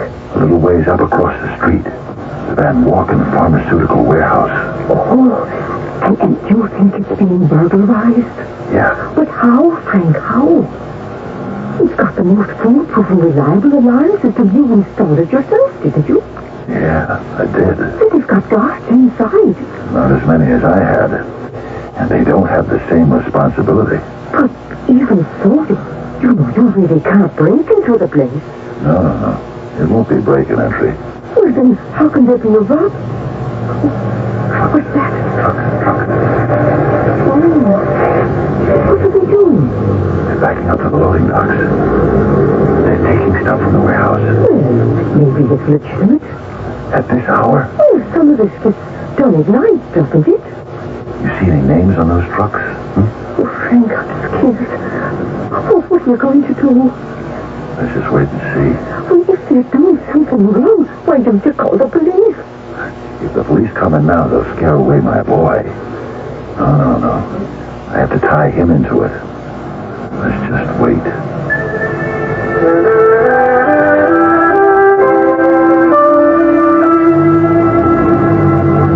Oh, the trucks are leaving.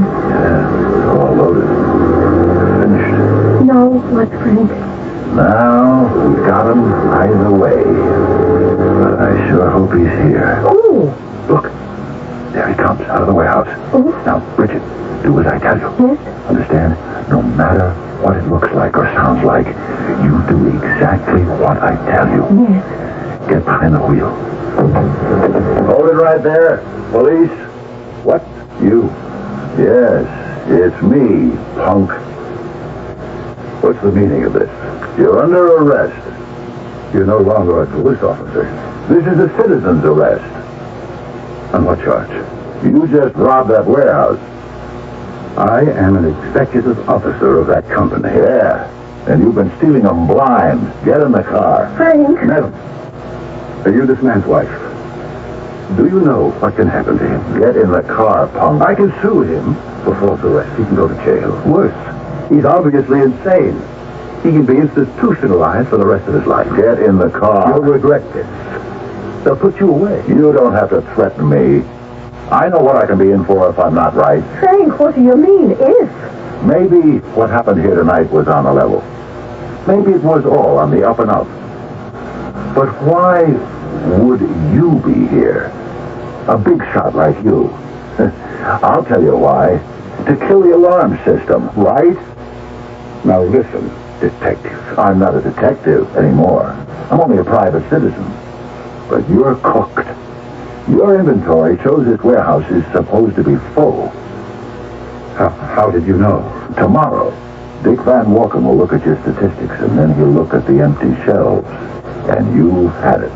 The shelves aren't empty. No, that's right. You can see the cartons on them from floor to ceiling, but I'll bet they're only 2 deep. There's all that empty space in the back. Listen, what's it to you? Why don't we talk this thing over, in a sensible way? You mean you want to bribe me? Well, why shouldn't we have an understanding? Oh, we do. You're a crook. But I can't help it if I steal. I tried to tell you that 15 years ago. If you listened to me then, you wouldn't be here now. Can't we talk this over? Get in the car. No. You want to arrest me, I won't let you. You won't shoot me, I'm going to go after those trucks. I'm going to make them come back. I'll replace all the cartons, and then no one will know. I'm going after those trucks. When Dick Van Walken sees that empty warehouse, I'll tell you one thing. Morton Sanford won't be dealing with a Mike Dawson. Dick will even offer me my old job back. And will you take it? 15 years ago, I collared a guy on this very street. He beat the rap. Now I finally got him. So what are we hanging around here for? Let's go to Florida.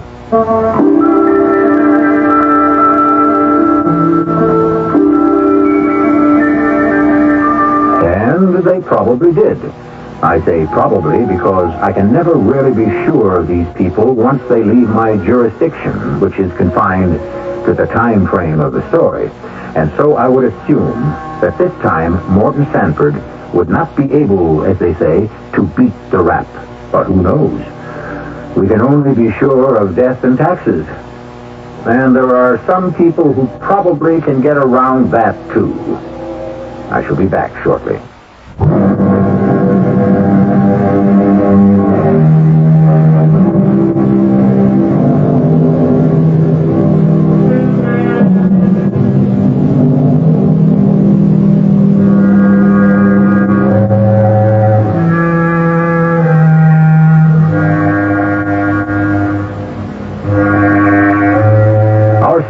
Called Once a Thief, and the implication is always a thief. We find agreement, more or less, in the great book, which tells us that the leopard cannot change its spots. Does that mean there is no hope? Not really. It is true that the leopard cannot change its spots, but this is the mere outside covering. Nowhere does it say that the leopard cannot undergo a change of heart, nor a thief a change of mind. Our cast included Fred Gwynne, Joan Shea, Robert Dryden, and Bernie Grant. The entire production was under the direction of Hyman Brown. This is E.G. Marshall, inviting you to return to our Mystery Theater for another adventure in the macabre. Until next time, pleasant dreams.